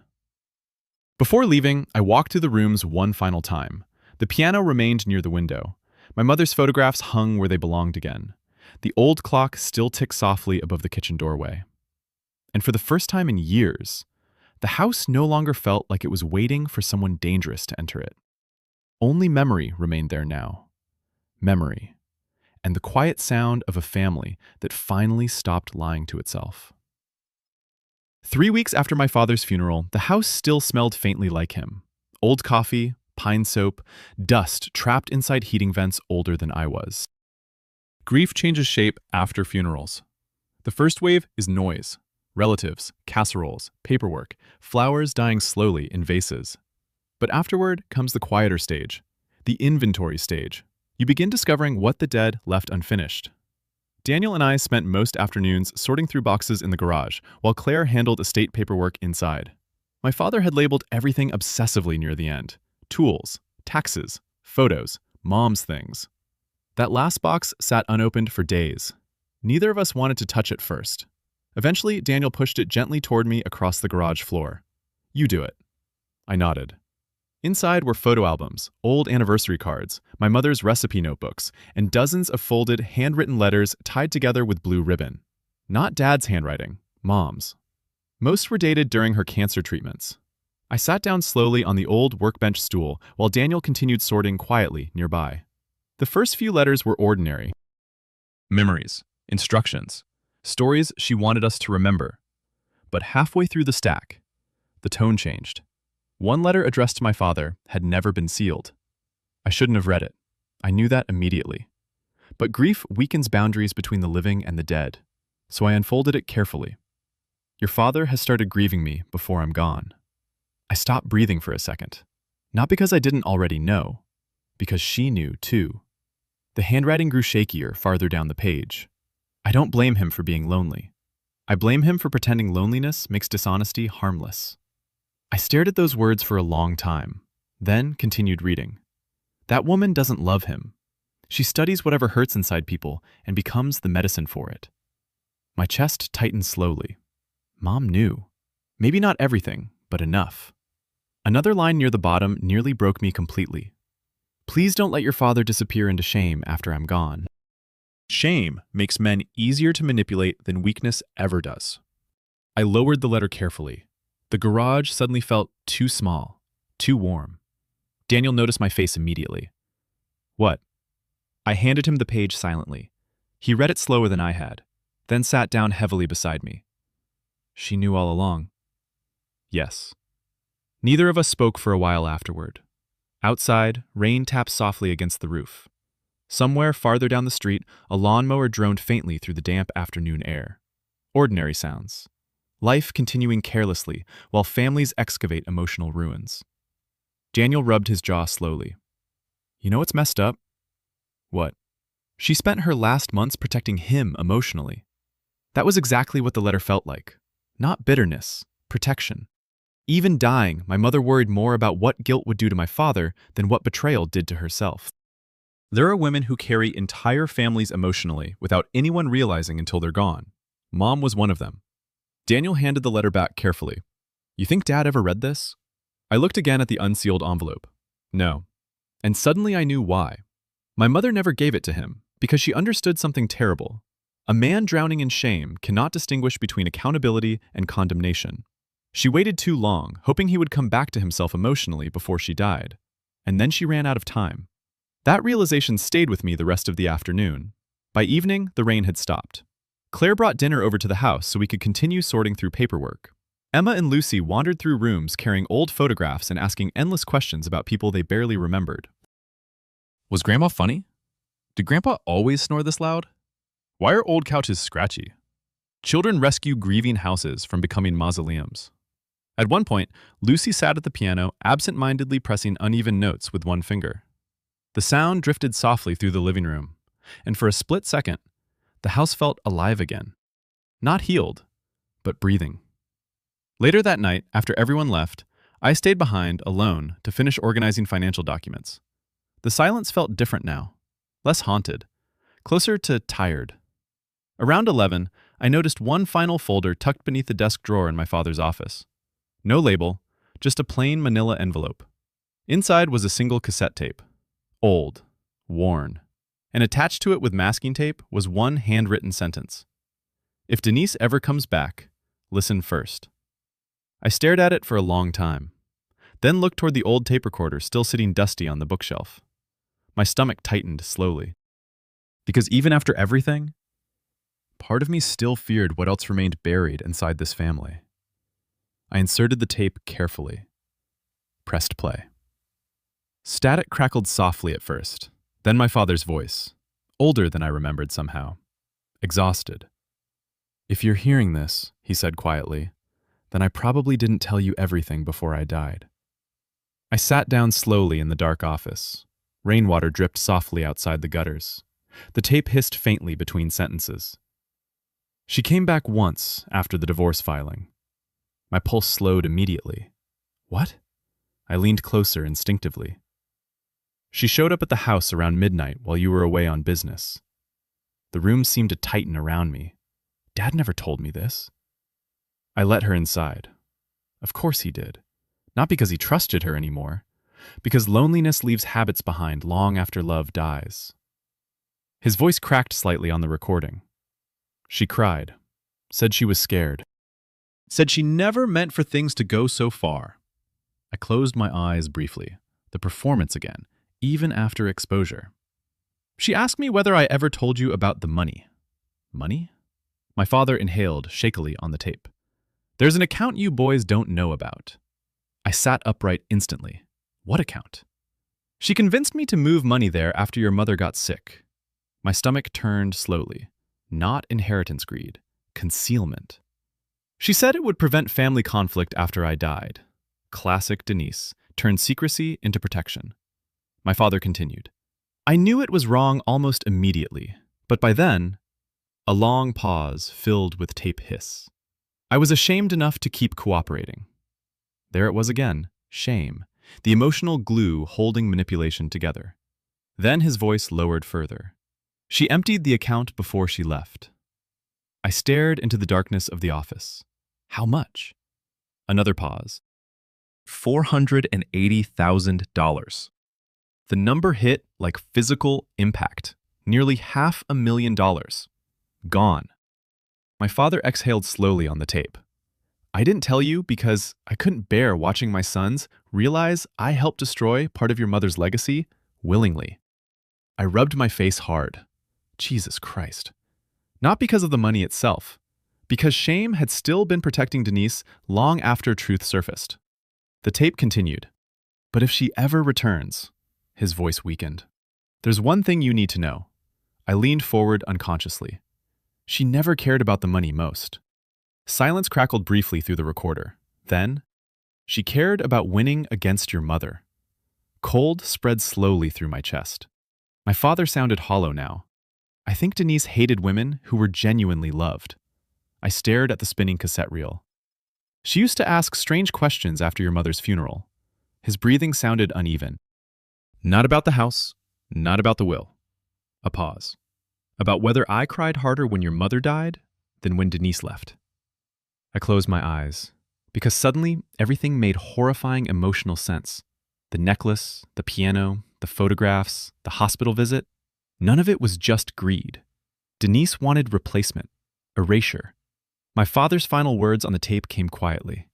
If your mother taught me anything, it's that love and possession are not the same thing. The recorder clicked softly as the tape ended. I sat there alone in the dark office for a long time afterward. The rain had stopped completely now. Somewhere deeper in the house, the old clock ticked steadily through the silence. And for the first time since this entire nightmare began, I realized the story was never really about Denise. It was about what happens when people become so terrified of loneliness that they mistake being emotionally consumed for being loved. I didn't tell Daniel about the tape immediately. Not because I wanted to hide it, because some truths need distance before they stop feeling radioactive. $480,000. The number echoed inside my head for days afterward, like something unfinished. Not inheritance money. My mother's savings. Her retirement accounts. Pieces of an entire lifetime quietly drained away, while my father drowned in guilt, and Denise played savior. I kept hearing his voice from the tape. She cared about winning against your mother. That sentence changed everything emotionally. Because greed alone would have been easier to understand. This was something colder, more intimate. Some people don't just want resources. They want emotional conquest. A week later, Daniel finally cornered me in Dad's garage while we sorted the last shelves. You're hiding something. I looked up from an old tackle box. What makes you think that? Because you've had the same expression for 3 days. Brothers notice damage differently than other people. Less delicately, more accurately. I told him about the tape, every word. By the end, he was pacing the garage with both hands on his hips. She stole almost $500,000? Yes. And Dad he was ashamed. Daniel laughed bitterly. That word again. But he wasn't really mocking Dad, just exhausted by how much destruction one emotion caused. I leaned against the workbench. You know what's strange? What? I don't think the money haunted him most. Daniel stopped pacing. The hospital photo? Yes. The idea that my mother died emotionally abandoned affected him more deeply than financial loss ever could. Because decent men often survive economic damage easier than moral failure. Daniel stared toward the open garage door where evening sunlight stretched long across the driveway. I keep thinking about Mom knowing. I nodded faintly. She probably knew more than we realize. That silence between us felt different than earlier silences in this family. Not avoidance, recognition. Eventually, Daniel spoke again. You think Denise will come back? I thought about that carefully. No. Why? Because she already won the part she cared about. And I believe that. People like Denise don't stay for ruins. They stay for transformation, control, emotional replacement. Once exposure destroyed the illusion, the game ended for her emotionally. Still, part of me remained uneasy, not afraid, unfinished. That feeling deepened 2 days later when Claire called me at work. Someone mailed something to the house. Immediately, my stomach tightened. No return address? No. I drove home early. The package sat unopened on the kitchen counter beside Lucy's math homework. Small brown envelope, thin, almost weightless. Claire crossed her arms tightly. I don't like this. Neither did I. Inside was a single photograph. My mother, young, laughing, standing beside my father outside the old garage sometime in the early 80s. Nothing strange about that alone, until I flipped it over, handwritten on the back. She knew he was weak and loved him anyway. No signature, no explanation, just that sentence. Claire looked disturbed immediately. That's Denise. Yes, but the tone felt different somehow, less threatening, almost observational, which unsettled me more. I stared at the photograph again. Mom looked genuinely happy in it. Not naive, not blind, just in love with a flawed human being. Maybe that's what families really are in the end, not people avoiding weakness, people choosing which weaknesses they can survive together. That night, I finally visited my mother's grave alone. First time since the funeral. The cemetery sat quiet beneath a pale autumn sky, while cold wind moved through rows of dark headstones. I stood there, holding the photograph Denise mailed. You knew, I said softly, not expecting answers, just honesty. For years, I'd viewed my mother almost mythically after her death. Gentle, wise, emotionally perfect. But now, I understood something more difficult. She stayed, despite seeing painful truths clearly, not because she lacked self-respect. Because long marriages contain complicated forms of forgiveness younger people rarely understand. I brushed fallen leaves gently from the grave marker. I'm still angry at him sometimes. Wind rattled dry branches overhead. But I think you already knew that too. Grief changes as we age. When we're young, we mourn what we lost. When we're older, we mourn what we finally understand. Before leaving, I tucked the photograph beneath the flowers near her grave, not as evidence, as restoration. The next months passed quietly. Actually quietly this time. No police reports, no mysterious messages, no legal threats. Just life slowly relearning normal rhythm. Daniel repaired the back porch Dad never finished. Claire convinced me to repaint the kitchen. Emma started middle school. Lucy learned 3 full songs on the piano. Ordinary things, beautiful things. The kind families overlook until crisis teaches them ordinary life is the real miracle. One snowy December evening, nearly a year after Dad died, all of us gathered at my house for dinner. The girls argued over board games. Claire burned the rolls slightly. Daniel complained about work. Simple noise filled the rooms again. At one point, I caught myself listening carefully to the sound of everyone talking over each other, and suddenly realized something strange. For the first time in years, no one felt emotionally guarded. No hidden tension underneath every conversation. No invisible performance exhausting the room. Just family. Messy, imperfect, honest. Later that night, after everyone left, I found Emma sitting alone at the piano. She pressed a few quiet notes before looking up at me. Dad? Yeah? Do you think Grandpa was a bad person? Children ask devastating questions with terrifying simplicity. I sat beside her carefully. No. He hurt Grandma, though. Yes. She waited patiently for the rest, and I realized adulthood is mostly learning how to hold contradictory truths at the same time. He loved her, I said softly, and he failed her. Emma frowned slightly. How can both be true? Because human beings are fragile. Because loneliness distorts judgment. Because love without honesty eventually becomes selfish. But I only said, because people are complicated. She thought about that quietly. Then, did Grandma forgive him? I looked toward the living room, where Claire had fallen asleep on the couch beneath the Christmas lights. Then back at my daughter. I think she understood him. Emma nodded slowly, like that somehow answered the question better. Maybe it did. Before bed that night, I walked through the darkened house, turning off lights one room at a time. Kitchen, hallway, living room. The piano sat near the window, reflecting soft-colored Christmas lights across its polished surface. And suddenly I remembered something my father once said during those terrible final months. The house doesn't just get quiet. You stop existing to people. He was wrong. Not completely, but enough. Because the truth is, people continue existing in the emotional architecture they leave behind. In recipes still cooked decades later. In piano songs grandchildren struggle through imperfectly. In old photographs tucked inside drawers. In the ways families speak to each other after surviving difficult truths. My father existed now not as the man Denise manipulated, nor as the man who failed my mother emotionally near the end, but as something more human, a flawed husband, a lonely widower, a father who carried shame too long, and eventually, a man honest enough to finally put truth back where it belonged before he died. Outside, snow fell softly beyond the windows while the old house settled around us with familiar winter sounds. No tension remained there anymore. No waiting, no fear, only memory. And memory, I finally understood, becomes gentler once people stop fighting what really happened.